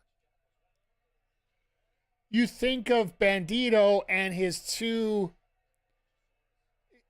matches that basically were match of the years. Maybe the Hardy Boys? I agree. I honestly, if everybody got the proper TV exposure, I would agree with you.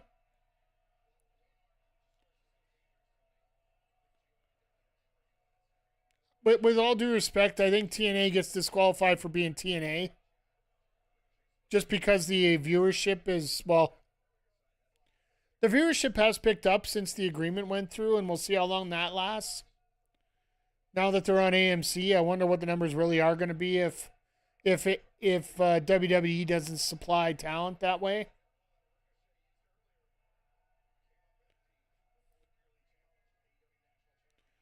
But even that point where they were NXT champions, like what, 3 weeks with when they beat Dark State and then Dark State beat them.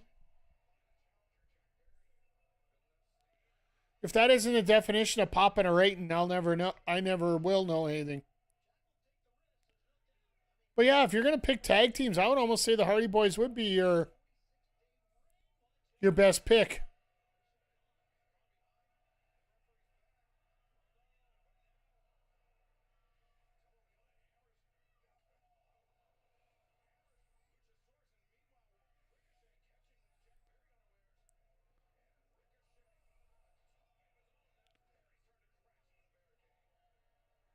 I just hear a bunch of Matt Hardy's BS, and I don't want to really cheer for him anyway. So, to be honest,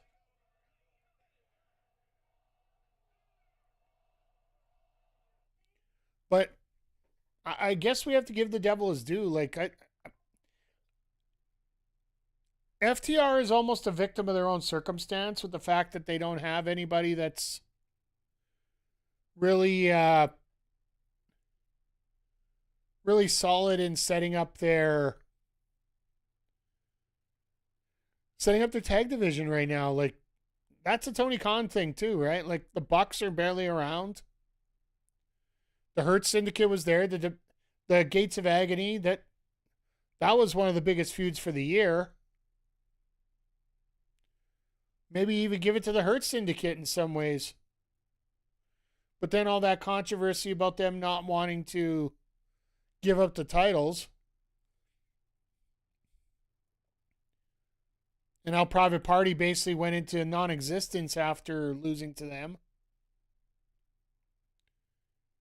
Even though apparently behind the scenes they've been helping him out a lot.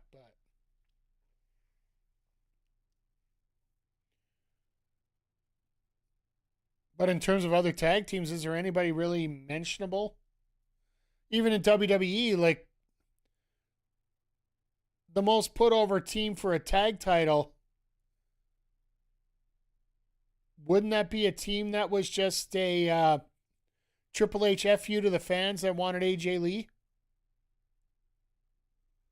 But they wanted AJ Lee around more, so they got him AJ Lee. AJ Styles and Dragon Lee.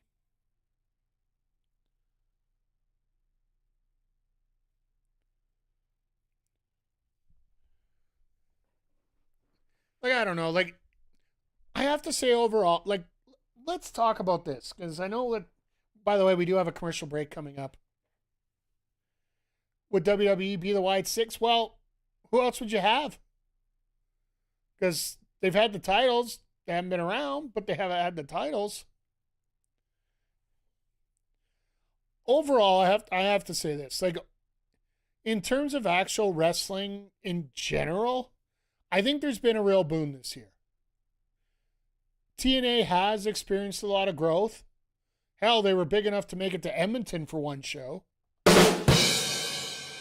But, no, in all seriousness, like AEW's grown, CMLL, AAA, but exactly, PJC, that's where I was headed. Wrestling overall has had a good growth, but tag team wrestling has gone right in the toilet this year. Like, I don't care which company you're talking about or which title you're talking about. You could be talking about, well, look at the curse that is the ROH tag titles. Dustin Rhodes had to give them up.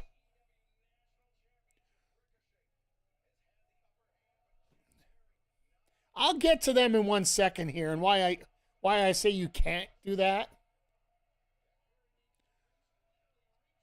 When you're talking about Tag Team of the Year, Babes of Wrath, I will, just for the fact that they've only been thrown together for a few months. No, trust me. I got a different category for Harley there. But let's get back to this real quick here.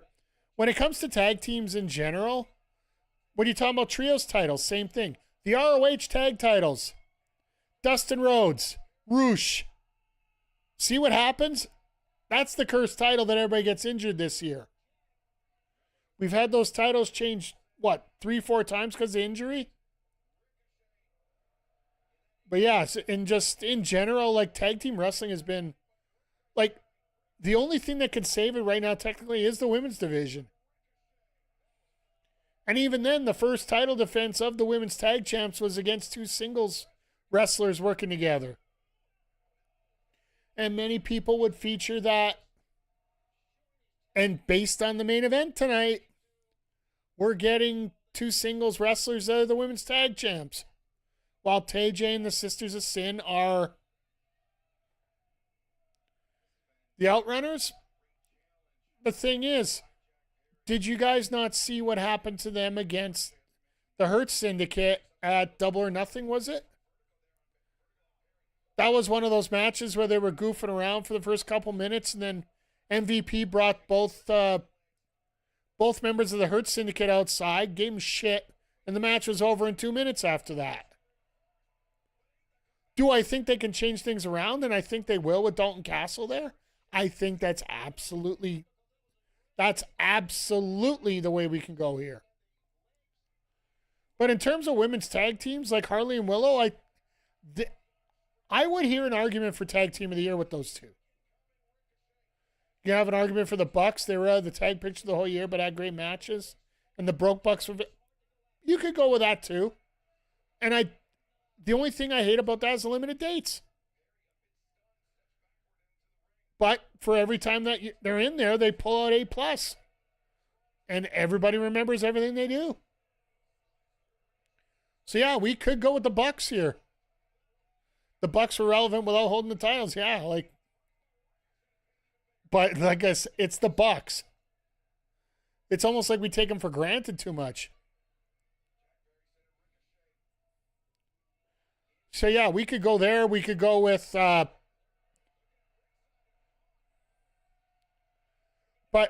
what I was going to get at with Willow and Harley, like, I think myself personally, if I wanted to pick an award for Harley Cameron, last year was most improved. Without a doubt, I think she was the most improved wrestler in pro wrestling, period. From where she started at the beginning of the year to where she ended. And I know this might be sort of sacrilegious based on what I just said, but I think of Harley Cameron as the breakout star of the year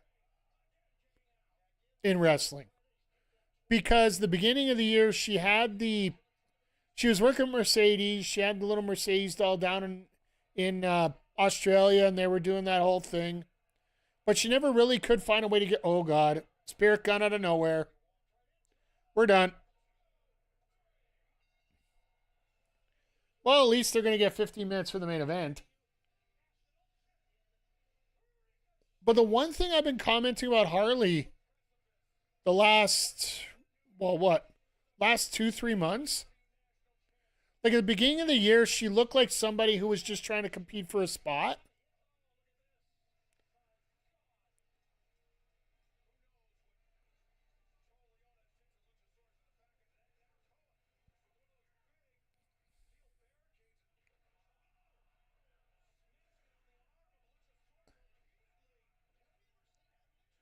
Are they trying to knock him out for a while?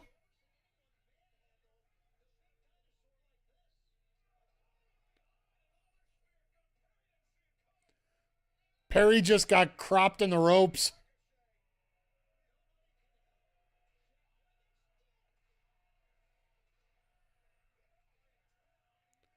I got a feeling Luchasaurus' shoulders in worse shape than we think, folks.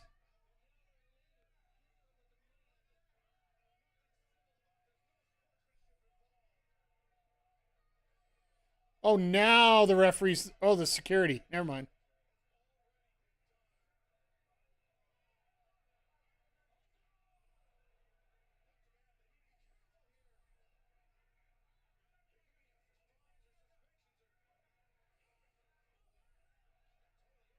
Oh, no.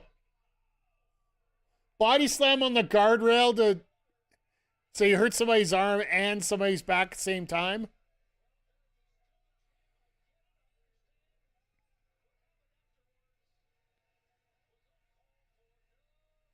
Yeah, I got a feeling Luchasaurus is actually injured. Marina Shafir for most improved went from cringe, you know me, you don't know me promo to top. I definitely would go with that. Like for me, Harley the last 2 months has basically been like something exemplary in the women's division. And Marina Shafir, like, she's turned into the absolute badass.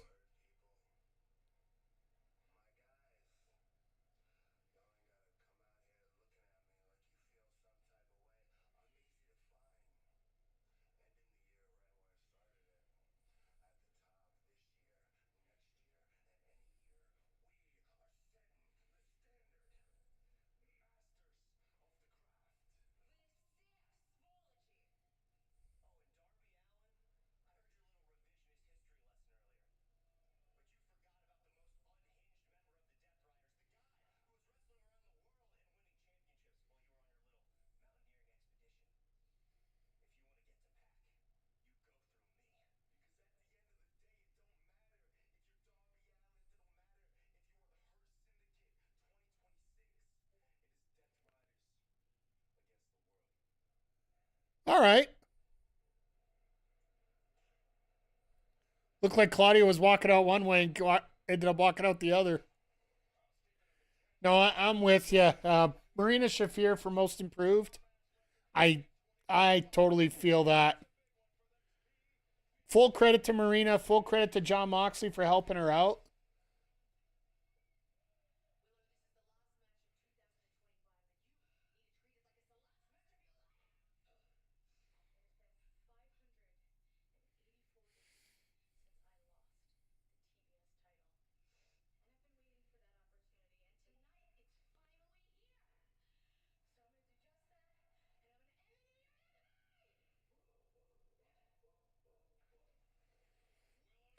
Yeah, Willow's fired up. She ain't winning shit. Could you see it, though? We could definitely see a title change here, but I don't think we're going to. But I think it'd be a lot of fun if we did. And just to see Mercedes go into another meltdown here tonight would be absolutely exemplary. But as we get into our last commercial break here, first of all, thank you all for being here. But we do give a rundown of exactly what we're going to be doing here for the next week. And since we talked about this on Sunday, we have a graphic. Check out the video. It's going to be either Sunday or maybe early next week that I'll be coming out, where I ranked my games from 2025 that I played on stream, and we will get into we talk a little bit more about what I'll be planning to do this year overall. One game's already been kicked off my list from the reviews that I've already seen, but I'll talk about that later. But yeah, this is our schedule for January as of right now. Mario Galaxy will be on tomorrow morning, probably noon Eastern, 10 a.m. Mountain. See if I can get on a little sooner if I can. It's going to be the first time going through this for myself. This is the remake, was put on the Switch 1, so we're going to check that out. Saturday, we'll be back here with week 5 of my GM. It is the Bad Blood PLE. We are on our way to our 10th Hall of Fame badge. We're going to get ourselves into the Hall of Fame here, hopefully in the 3rd season here. And then Sunday, I think it's going to be Sunday at this point. That's where we're looking at here. Community night, probably a little bit of Fortnite to start off the year. Haven't been at it for a few weeks, so hopefully we can get a little bit of that in there. Monday TBA. It'll be either Sunday or Monday TBA. And then next Wednesday, back here for AEW Dynamite. And following that, Backbreaker Wrestling makes its debut. We got a whole bunch of stars from the community. Nick Ontario, I believe what I got for myself as a match is myself versus Nick Ontario versus Walker Pipe Guy. Might be the first match on Backbreaker Wrestling. I know for sure I'm going to be the first match. I am Cody Rhodes. I will take the first match on the show ever. So we're going to go with that. And the main event, as of right now, looks like it's going to be Walker Pipe Guy and Fanboy Brian from the Blue Shell Fight Club taking on Chris Zodiac and the man formerly known as the McG for the tag team championships. So, but as we're coming out of the commercial break here, thank everybody for being here. Appreciate you. If you're watching on YouTube, hit the thumbs up, hit the subscribe. If you're watching over on Twitch, make sure you hit the follow button if you haven't already. And always make sure to tell your friends.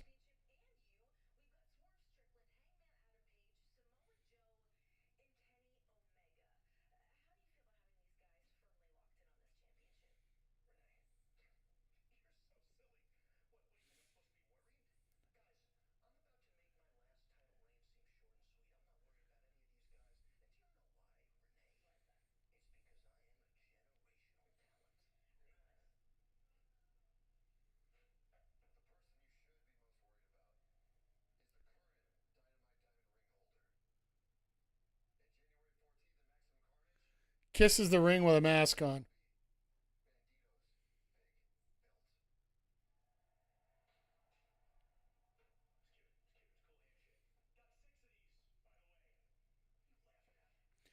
Okay, now they're fixing the lore about the rings. I like it.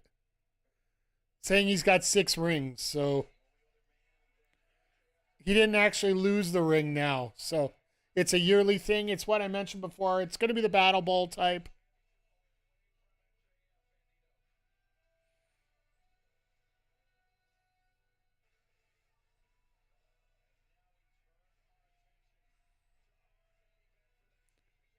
I like the fact that unless you're a licensed corner man, you're usually not in the corner for your person, like a licensed manager. Like how Harley just went to the back right there. Well, at least if you're a heel, you're now you come out in groups, just like the last match, right?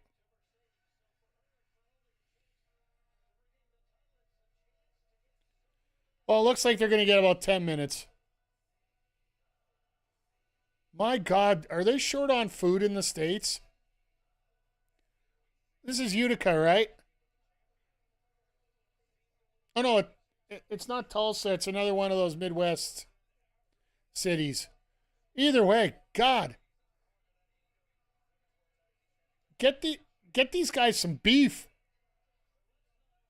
Maybe a little bit of mashed potatoes, some gravy. Make them eat a donut maybe once in a while. I don't know. Maybe be those protein donuts if they're worried about exercise. But Jesus H. Christ. I think it's a simple wind blow will knock them over. And if they're in the middle of Tornado Alley, that is a problem.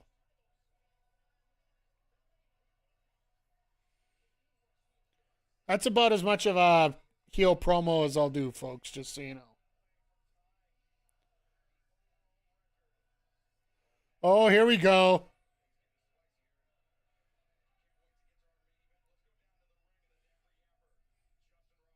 You know these two love working with each other. Oh, it's Omaha. Feed him some freaking corn.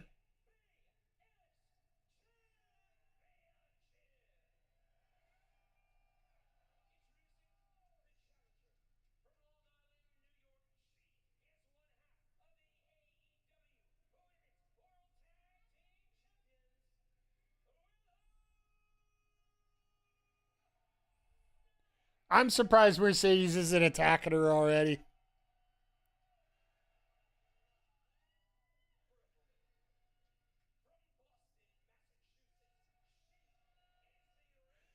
Now with the Patriots back in the playoffs, I think everybody hates Boston again. Makes me wonder what Boston's doing right now, actually. I haven't had a chance to look up at the score was there.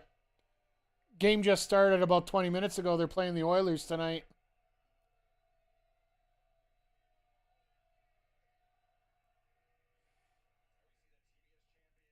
All right, this should be a fun match regardless. Like, I know I trash about the guys at ringside, but my God, this is going to be fun.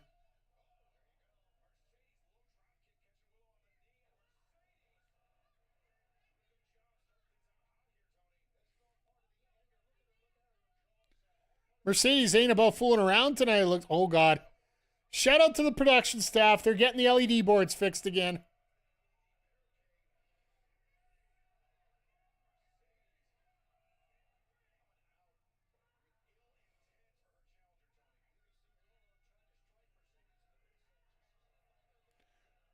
All right, a little late on that one.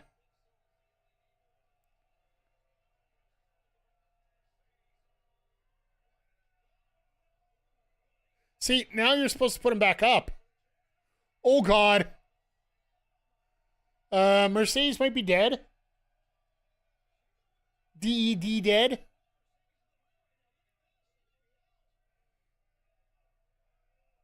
But that's what happens when you try to jumpstart a match.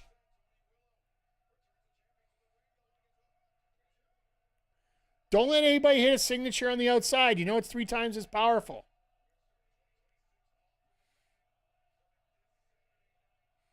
This crowd is seriously split right now. Oh, shit. Benjamin and Sky on Saturday. So, yeah, this is the beginning of the residency in... Oh. Darby and Yuta? Okay, well. Maybe Darby can throw out some shears for the match. And Benjamin gets his eliminator next week. Oh, that's going to be a fun show next week.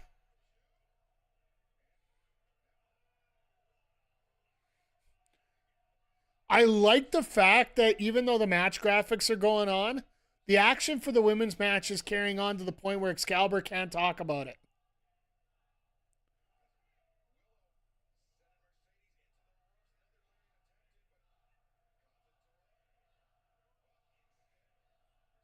Block, reversal, over the top.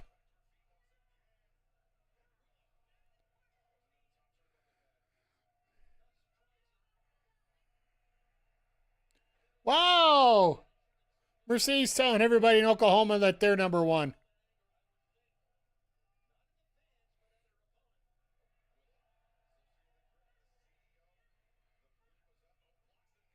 Block, cover.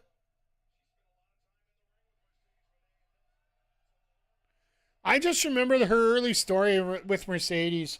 The fact that Willow was the person who was in the ring for that infamous triple threat match where they created New Japan Strong title for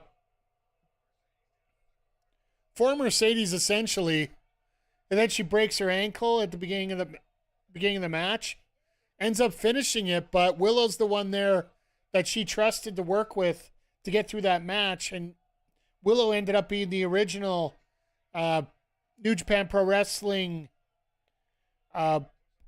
Strong Women's Champion.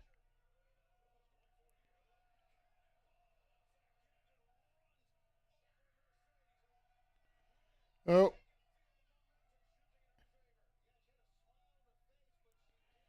Yeah, that's what I thought. I'm just going through. So I'm subscribed to Fightful, by the way, folks. And yeah, I was talking about it earlier. The way they attacked Luchasaurus, it is confirmed now. Luchasaurus does have another shoulder injury.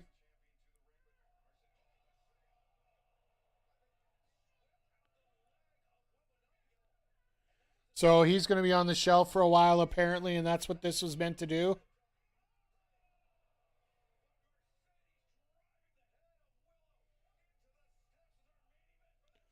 All right, we are going to go to picture-in-picture here, probably.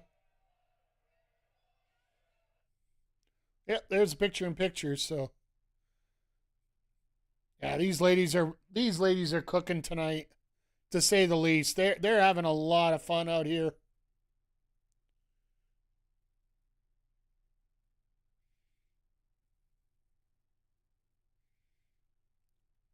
Then into the chin lock here, and sorry, just checking to see if anything else comes up about that injury, but no, what are the things that you're hoping for most in AEW next year? Hell, what are you most hoping for most in wrestling in general? The biggest thing I want, and I know that it's not an AEW thing, but I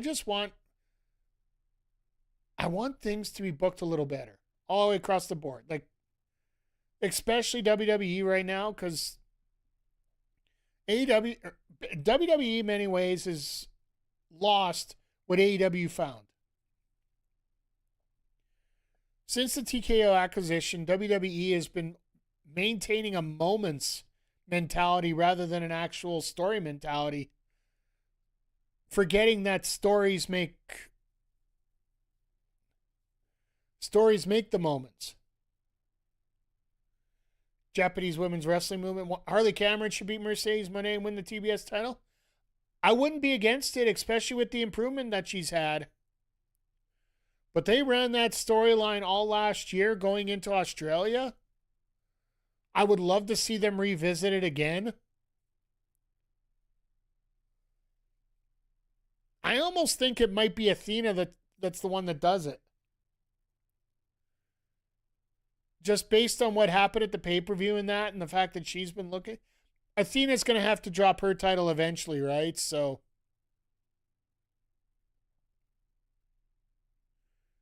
once she does, then we'll be able to figure out a little bit more about when she's going to be on the main roster more prominently.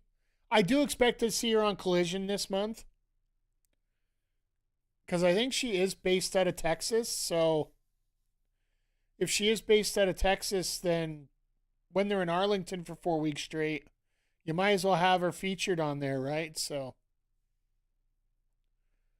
it really wouldn't surprise me if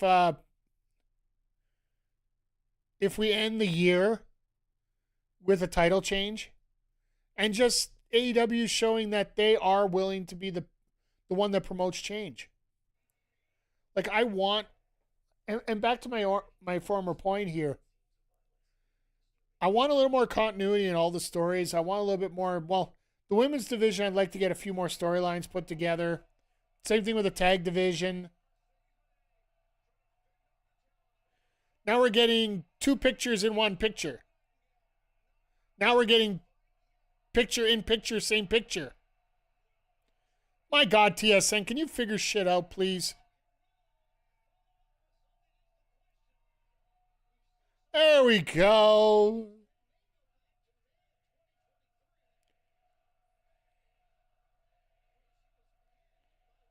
So we're heading up to the top of the hour here.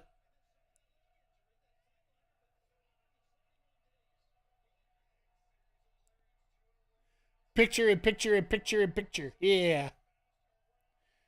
If you start this video at 11:59:57 on New Year's Eve, then Aaron Judge drops the ball at 12 a.m. January 1st. 3 seconds, not bad.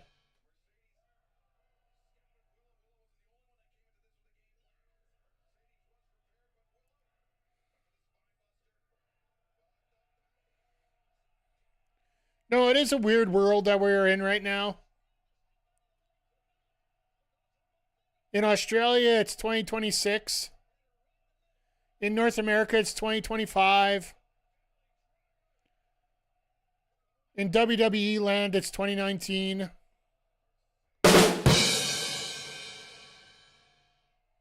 Sorry, that joke's been way overused today, and I love every second of it.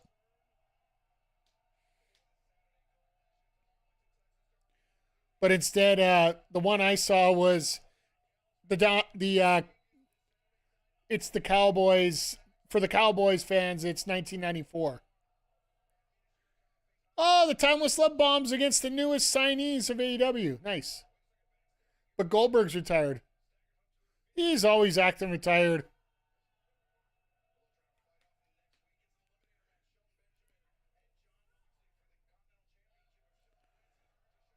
Oh my God, she hit it. Oh. Did you notice that she didn't do it close enough to the ropes? Because Mercedes tried to get her leg over for the break, and then she had to rotate over to get out of it.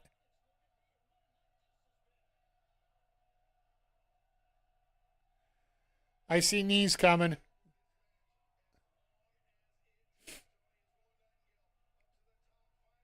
No, it moved. Okay. Wish WWE was in 2019. At least there was some stuff that was fun. Everything just so serious and boring and sterile. Would kill for... Well, no. The thing is, PJC, the fans think it's 2019. That at least it's mildly exciting once in a while. Like, I support a bunch of the wrestlers there, but honestly, most of the show is just boring as shit. That's what I'm trying to say here. Oh, fuck. All right, we haven't used this yet tonight.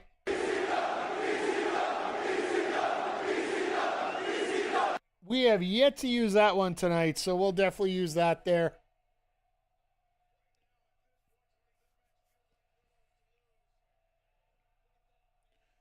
This definitely does feel like Willow's to lose at this point. That's why it scares me. I think it will be WWE's the safest wrestling organization. Here's the funny part. If you take a look at the injured list, if you go by percentages, WWE and AEW are almost the same. The only difference is there's that many more wrestlers in AEW. So when you see that many more injuries, and once again, if you did miss it earlier, it is reported now that Luchasaurus has been injured with his shoulder, so he will be out for multiple weeks. Oh, you were thinking about booking. Yeah, fair. I get it now completely. Sorry.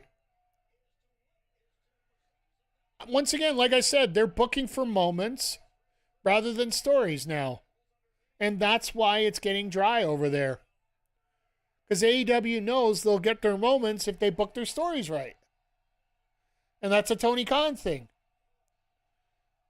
Because I think you know what? He's not the perfect booker. Far from it.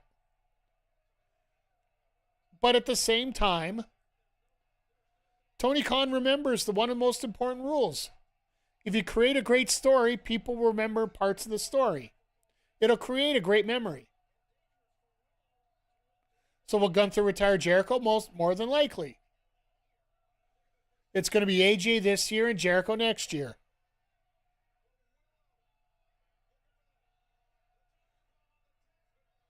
My God, could you imagine a Dr. Bomb on the desk?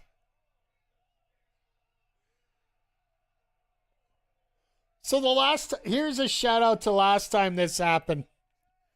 Willow came over to this table during the,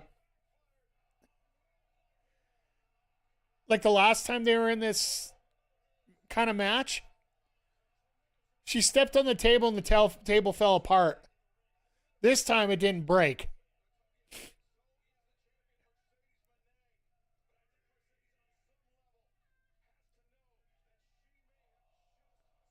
Is that makeup or is her eye bleeding? That's the question I got right now. But you know what? If you're going to, like, this brings up the memories of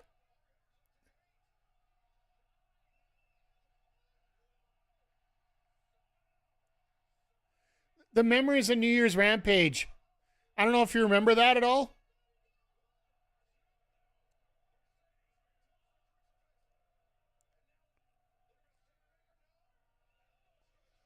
I think she went to go for the statement maker and Willow just turned the wrong way. Now it's fixed in. No, she's going to make the ropes. Oh, she's going with her arm.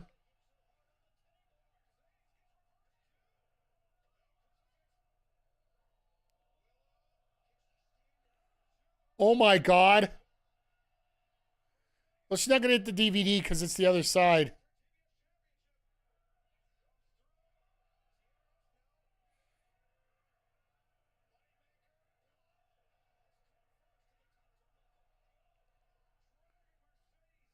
No way. No way. Let's go. No, over the top.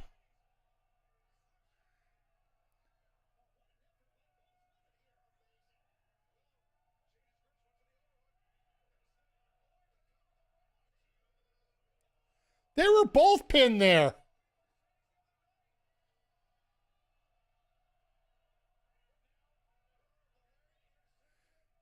Hey, you know what? This is funny. This is funny because that's the move that... Oh, Jesus, let's go. Oh, my God, they did it. Let's go. Even Aubrey's smiling. My God, what a finish. My God, what a fit. Let's go.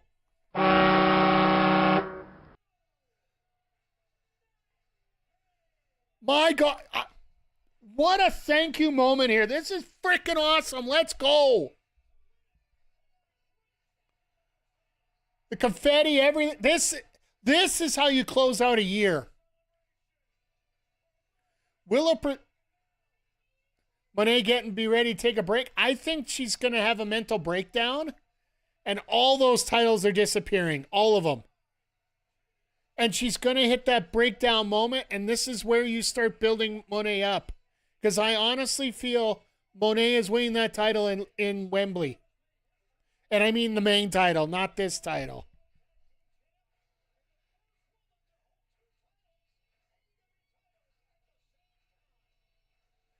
What about the Mone Hogan talk? Where the hell? There you go. There's your Mone Hogan talk. No, and it's one of the biggest things around right now, and we'll get to it in a sec, but I'm just so happy for this. Jet Speed's out there celebrating too. Where's the rest of the conglomeration? Oh. Oh.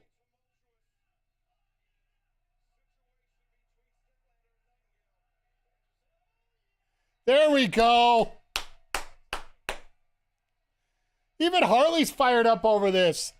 That deserves another one of these.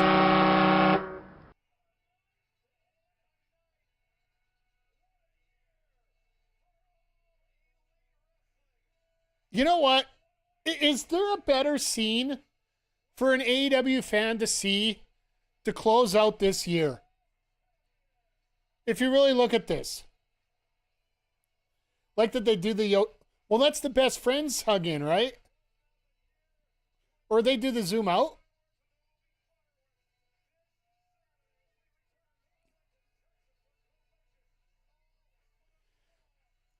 Is there a better way to finish off 2025 for AEW? Really, if you look at it. For many people were calling Willow Nightengale the MVP of AEW. And very justified as well. Like having her win this title, having her on top, having everybody celebrating Willow Nightengale getting the title that's taken her almost a calendar year to get back. Like, to me, this is like such a feel-good moment for everyone. And there's no feeling like it. Like, the fact that you get to see someone who worked as hard as Willow and doing that. Willow and Statlander as a top 2 women feels right. Absolutely. Like, if Willow's not going to be the one to beat Stat Daddy for the title, then this is the next best conclusion to it, right? It very well could be, though. Like, Willow could be getting that position after, but here's the other thing, and this brings back Willow's AEW Sami Zayn, where she is such an awesome, great babyface, but I bet she could be a diabolical heel. I think it's going to be tough for her to be that diabolical heel, depending on how the story goes. Because, well, there is I could see it. It's also how you write it up, too, right? Because this crowd absolutely does not want to. This crowd does not want to boo Willow whatsoever. She's going to have to do something horrendous to get herself in that spot. But yeah, like I'm saying, like, here's another tie-in to another part of the show that makes actually a lot of brilliant sense. Remember how we had the moment during the pay-per-view where Kyle Fletcher was looking for the screwdriver, but it was already used by Okada, so that's like 20 minutes later sort of foreshadowing. Here's a little piece of information that might carry on to a storyline here. And this is where things can get very dicey. Do you guys remember the interview with the Sisters of Sin? Or the Triangle of Madness, sorry. When Tekla came around and said, you know, Jamie, you took your best friend and you beat the shit out of her. Now you have nobody around you. Number one, she doesn't have anybody by herself. She's not by herself anymore. She has that TBS champion there. Number two, could this be a result of what Tekla said? And just a result that Stat knows she needs friends? What if she thinks that she's going to buddy up to Willow now in her biggest moment of success, and Willow essentially falling for it more than anything else? And Stat turns heel on her after she loses the title or isn't there to help her with her title. That could be like a 5th or 6th level of thought here when it comes to this situation here. But this is, I know we're just supposed to be here sucking in the wind. The wind, sorry, not the wind.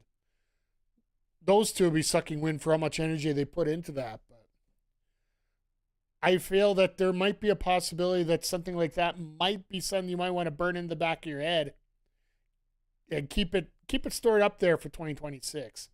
You want to talk about faces becoming heels and whatnot.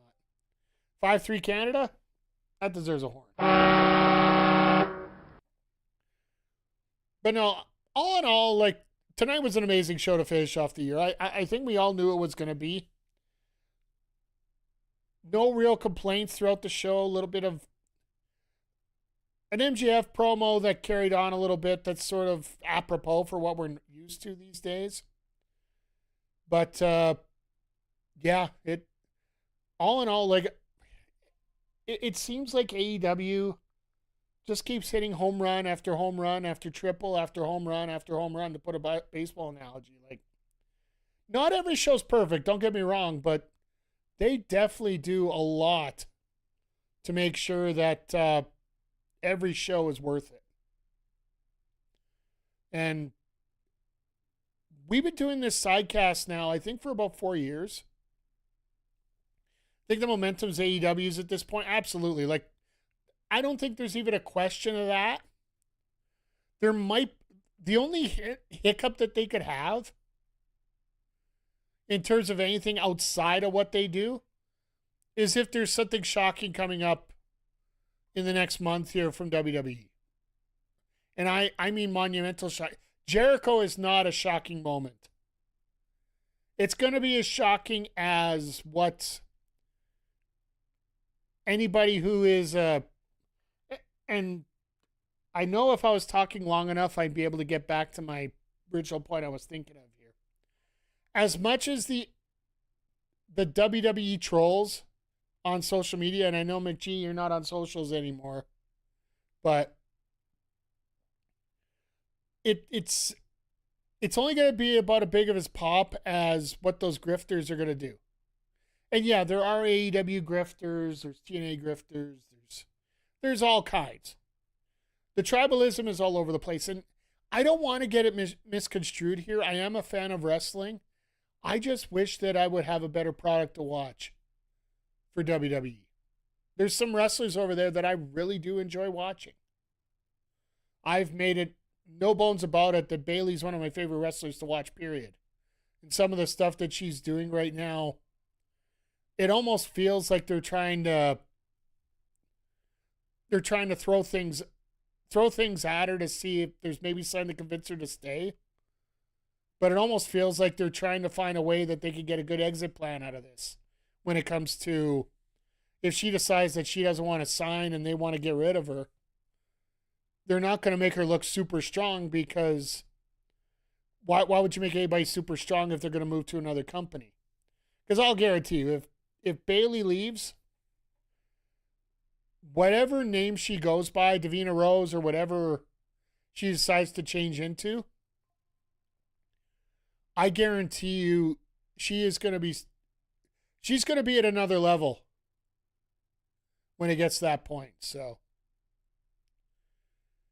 but yeah, just all in all this year, like, we should sit down and talk about wrestling as a whole here, but I feel that at this time right now, this New Year's Eve, I think a lot of people they never treat Bayley. Yeah, like, one night I want to sit down here and I want to do like essentially like a top 10 topic show where we bring up, I bring up 10 things that I love about what's going on with wrestling and 10 things I hate. I'll tell you right now, the top thing that I hated about 2025 on the card for AEW, straight up, I know my number one already. My number one is Mox and Cope from Revolution, the placement on the card. That to me was the worst thing that happened to me in AEW this year. And I already told you in WWE, it's the booking. Like the booking that just drives me up the wall. But I can get into more detail about those. I actually am waiting for, I guess I could spoil it right now because it is coming up to the new year and you guys are here. Going into the new year, I am going to have a brand new segment that I'm going to have exclusively for YouTube.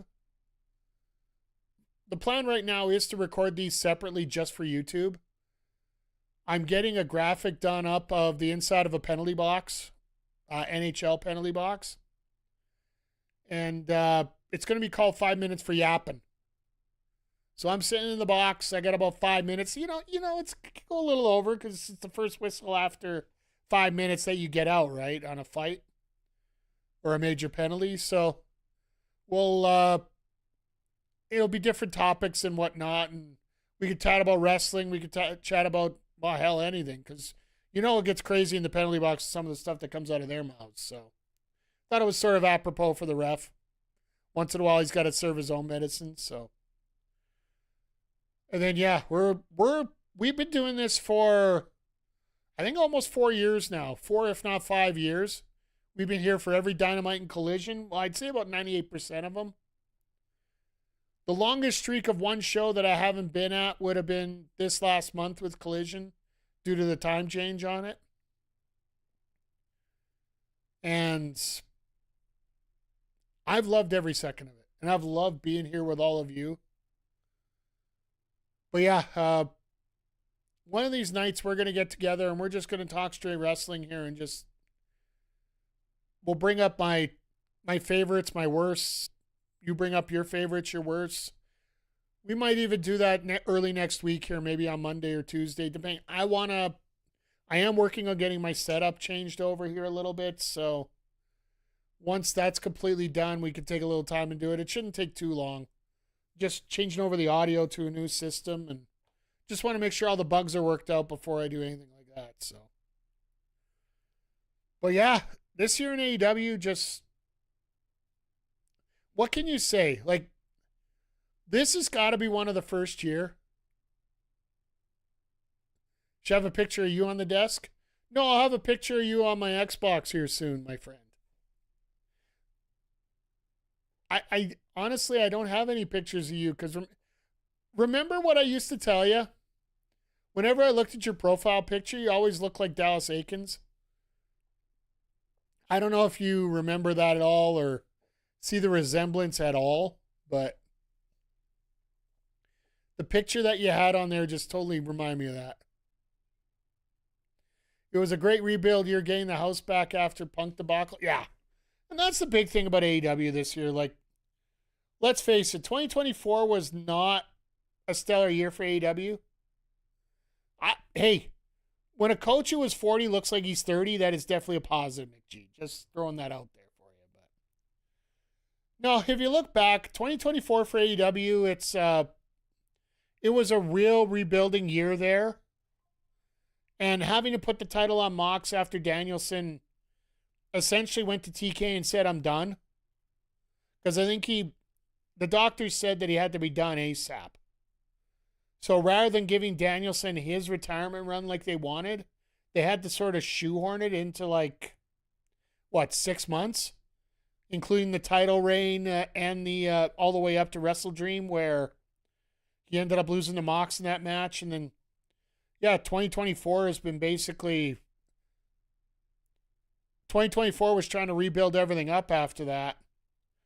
And now 2025, you finally get the culmination of that. Because the early months, there were a lot of people that were just completely crapping on AEW merely for the main event scene. With Moxley and the Death Riders and basically being Bloodline Light in many ways, or Bloodline 2.0, whichever way you want to skim it. And to me, it almost feels like the second half of the year was like a complete redemption story for everything they did in the first half. Minus that one match. That one, I am not bailing that match out one bit. Especially with the Hollywood ending literally they had the end on the screen. You tell me that isn't the perfect way to end a show. But no, when it comes to AEW this year, it almost feels like a statement's been made. And honestly, I know people undersell it. And I don't want to pick on one for the other. But ever since WrestlePalooza, when that crowd in behind old Longnose at the post-show interview, whatever they were doing with him, and they were yelling, "We want Cope," and the response was, "Well, you asked for Brock, you got Brock." Ever since that moment, I think you sort of knew things were getting a little rough and things were getting a little bit of trouble there. So, And then, yeah, it's just been getting worse. Like, what? Wasn't it the last PLE that in San Diego they were chanting AEW behind El Schnazola? And I get it. He's been doing a rock and a hard place on a lot of these matches, but... And yeah, McGee, you're exactly where I'm at here on this. Like, the last time I remember somebody doing something like that, and to that level, it actually was during the... it was after the Cena match. Sorry, yeah. Because they actually did the whole post-show press conference and everything for that. Or interview session. I don't want to say press conference because, hell, look. It's so funny because all the media members that went, like all these social media influencers and whatnot that went to SummerSlam, weren't told that they were canceling the press conferences until like half an hour before. Like, they were basically ghosted when it was time to go for the press conference. And everybody's like, what the hell's going on? Like, they got the booth and everything for it. And then all of a sudden Lesnar's music plays and they're like, oh yeah, now we know why. And they haven't come back to it. So, and now, like, it feels like the one thing we got to be careful about this, and I really do hope that AEW holds on to this. And it's one of the things that I worry about the most. And it's one thing that I personally reflected on from like years ago from when I was doing stuff. They got to make sure they don't take advantage of it. Or take it for granted, I think is the term I'm looking for. AEW needs to appreciate what they're doing and continue what they're doing and grow it organically. If they start taking for granted what they have, that'll be the biggest misnomer. And I don't think Tony Khan's going to do that. I think he's seen the mistakes of what you do if you grow too quick. He's already seen what it's like when you book super huge venues and only film to a quarter capacity. Like, the only place he's going to be doing that now is in Canada because, well, frankly, we don't have those facilities. Like, outside of Rogers Place, the next biggest place that they could put somebody in for an Edmonton show would be the Expo Center, and that's 2,500 people. That's where TNA held their pay-per-view there, and apparently there is a small deal in place where TNA has basically got a lockdown on that along with WWE. So WWE's becoming UFC, and that's not good. Yeah, like, the biggest thing is, and the other thing I wish for Triple H going into 2026. Learn some damn PR skills. Not as a wrestler, but as a head of a promotion. Yes, there's a thing about being a carny promoter. Hell, I got one promoter in this town that I'm in right now that is one of the most blasphemous carnies that I have ever met in my freaking life. And since he's been called out for it on so many different levels, he's really cut down. He's too arrogant trying to be Dana White. He's also... The big thing is when it comes to their PR skills, they're trying to tell us certain metrics matter. And I don't know about you, but if you're trying to tell me that I'm spending so much that you're setting records, that really isn't going to make me feel good about spending my money. That could be like 4 people in Edmonton. Well, best way I can answer it, it is I think the last time we checked, he's a 16-time tag team champion in his own promotion. And while we all know the reputation of one of them, there's only one other one that absolutely will do that. And honestly, as I say it, like, if you go through it, there's only 2 that wrestle. Sorry, 3 that wrestle. One of them doesn't let themselves know publicly that they are the promoter. In essence, we all know it.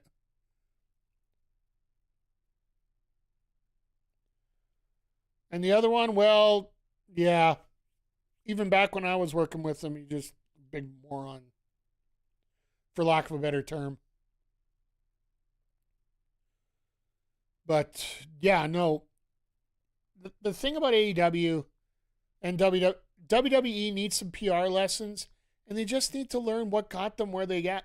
And it ain't gonna happen until the bubble bursts, like we were talking about earlier. Like PJC was talking about the bubble bursting with Cena gone and whatnot, and I do see that things are gonna probably close down a little bit more. My prediction is, in terms of a big show, I think AEW Revolution 2027 will be announced to be at the Rogers Center in Toronto. If it's still named the Rogers Center by the time we get there. The home of the Blue Jays.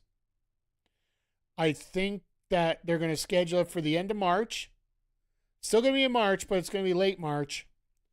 And that will be the retirement match of one Adam Copeland.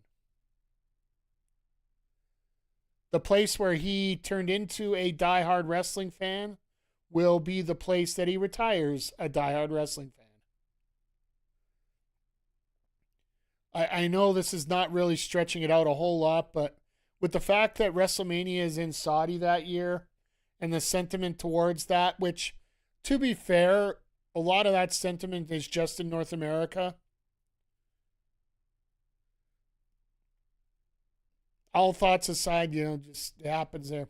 Edge retirement, AEW capitalized Saudi Mayor would be a really smart business for AEW. Yeah, like we all think that. I think it would be a brilliant move. I'll tell you this: if they end up doing Revolution at the Rogers Center, I will work on getting a ticket to go. I'm not going to be able to go to Vancouver this year. I've been very honest with you guys. The financial situation here hasn't been the best. I'm not hurting, but I did make some stupid choices years ago that I'm still paying out. If that happens, we can absolutely.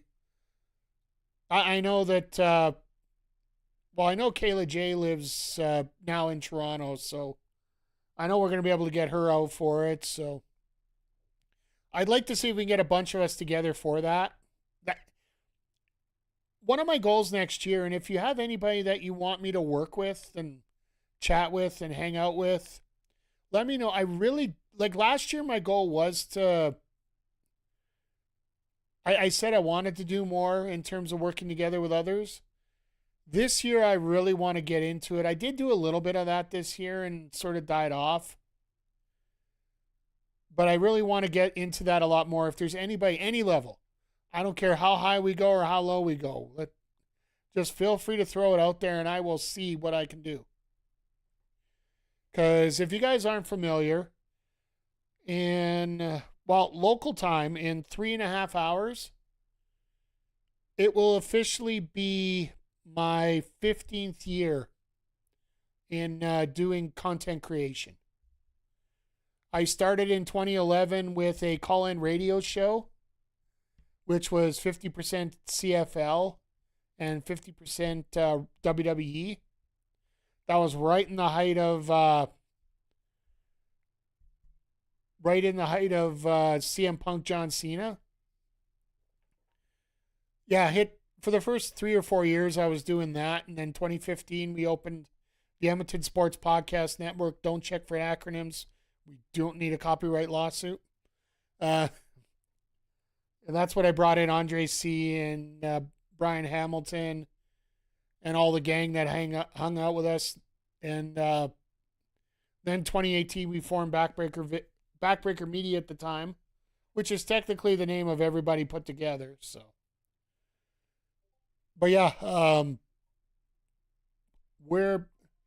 I'm extremely proud of what I've done. I know I've been far from perfect.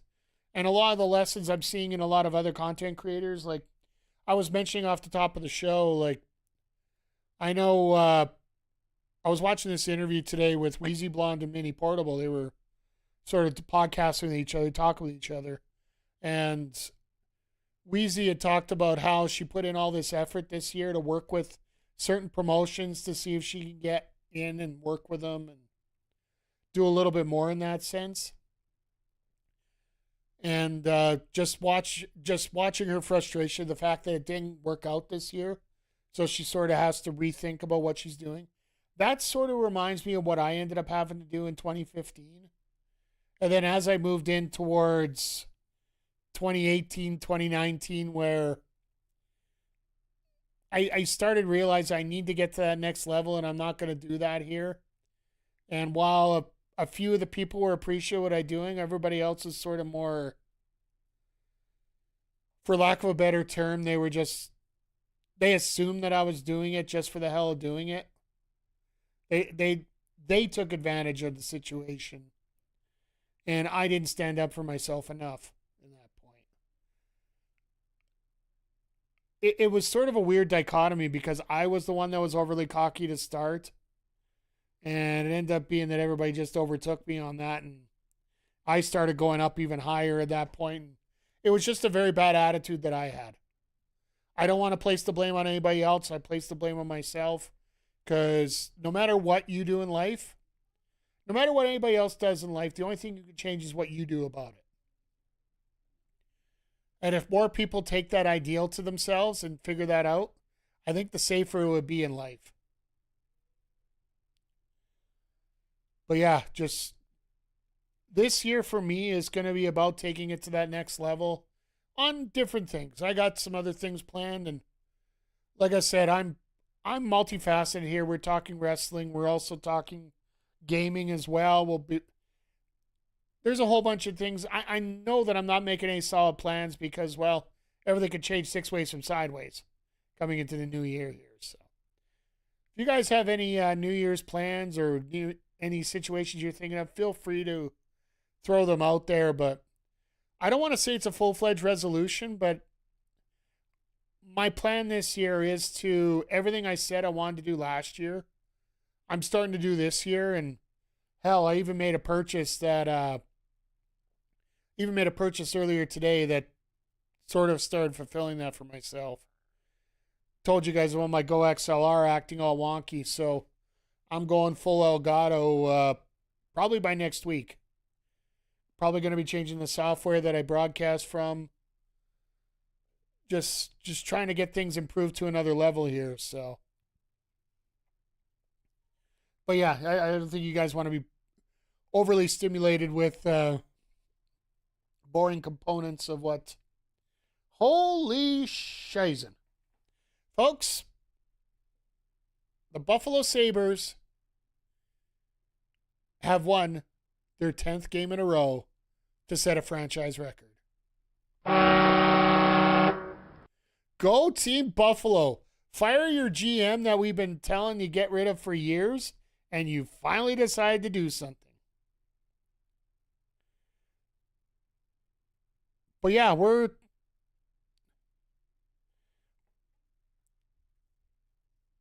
JJ Spade doing more backflips than usual these days. Yeah, absolutely.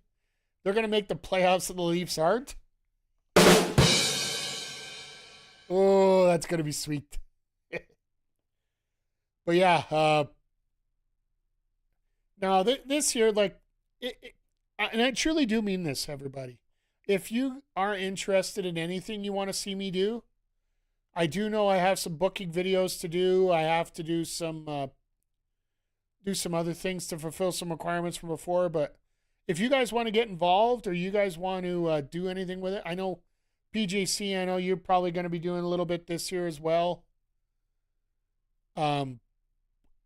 I really do hope that if you guys are interested in doing anything, let me know.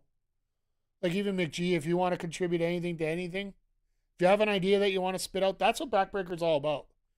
One of the things I'm most proud of here when it comes to Backbreaker, and I'm not going to get into the full details of the story, but for a while there, I was working with the Win Column Sports Network.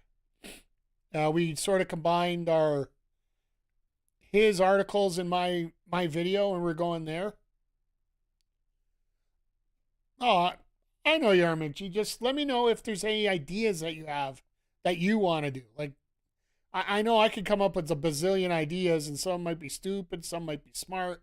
We'll have to see here, but if you have any specific ideas or anybody has any specific ideas, feel free to let me know.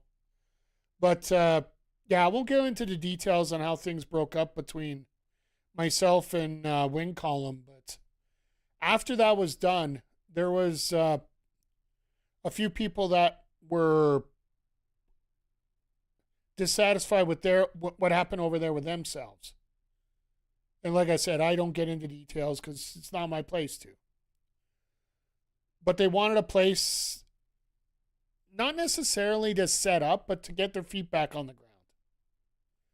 And one of the things I am most proud of is being able to be that person to provide a voice for people who want to get in there, to provide them support, to get them into there. The last 5 years, I've really been into that support phase where I'm trying to get everybody to that next level, take the experience that I have and sort of help people grow and create their communities the way they want to. And I know Chris Parrish and Maniac, they had their podcast with us originally. And then when Maniac wasn't able to do it anymore because, life happens, Parrish decided to go out on his own and then start branching out. And he's got his own Twitch channel and YouTube and whatnot all himself. The real voice of the voiceless. I threw that joke a bit myself too. So I'm going to do that too. Astra Pizarro, while she was getting regrouped, she had her ladies wrestling showcase over here, which was a fantastic time. And then, Mel Ball having a little bit of a Stardom and New Japan coverage over here with Andre C, getting that all together.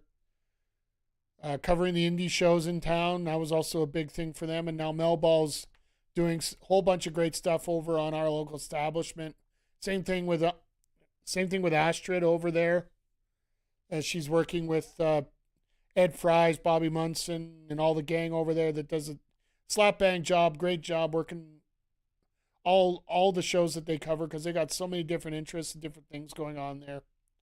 Then, of course, Andre C coming back to the fold again, looking at basically doing more local coverage with AWS, with the Pop Spot podcast that they do on the channel now. So then, of course, the gaming side, having Walker join us this year has been a real big boon. And I do believe they're playing Blue Shell tonight as well.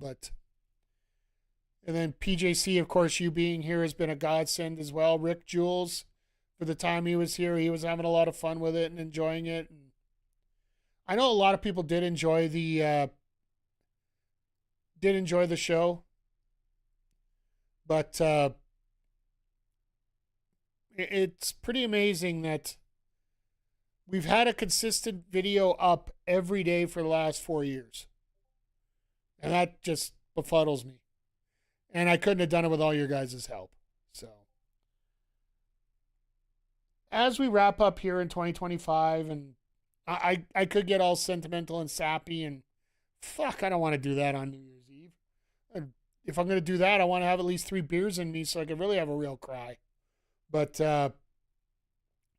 I just want to say more than anything else, thank you to everybody who has popped in, is popping in, will pop into any of our stuff, whether it be YouTube, whether it be Twitch, whether it be my Twitch, Walker's Twitch, PJC's Twitch, Astrid, Mel, anybody who's followed anything that's been related to us over the last 15 years. It truly is humbling, the amount of support that I've gotten. And while it's not the level where I want to be yet, you always remember the people that have your back. And I know all of you have. So I thank you, everybody, for being here. And yeah, I think that's where we're going to wrap it up here at this time. Just want to say thank you to everybody once again. I'm also wrapping it up because I'm going to be up tomorrow morning with We're going to start our first game of the year with Super Mario Galaxy. And I just want to see who's on right now so I can send you guys over to some people.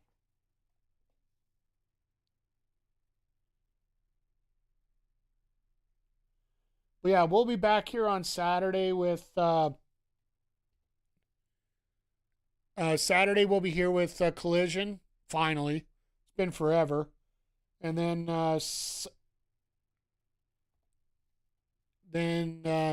Sunday, hopefully Fortnite. Then next Wednesday, once again, the debut of Backbreaker Wrestling. PJC, I don't know if I have a character of yours. If you have a creative character, let me know and we'll see if we can fire it in there.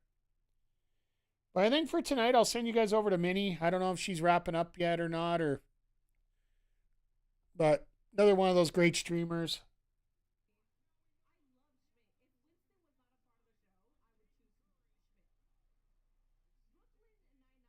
I don't know what she's watching right now, but it sounds like fun. Let's get the outro music going here. Once again, everybody, thank you for being here. Appreciate you. All the best in 2026. Some of you will see tomorrow morning. But if you are going out, make sure you're safe. But I got to end this the way I always do, folks. Whether you're lurking, whether you're chatting, or you're looking for a great time. Appreciate you all being here. And always be part of the solution. And we'll see you all here next time on the Mike Drift Twitch channel. Take care, everybody.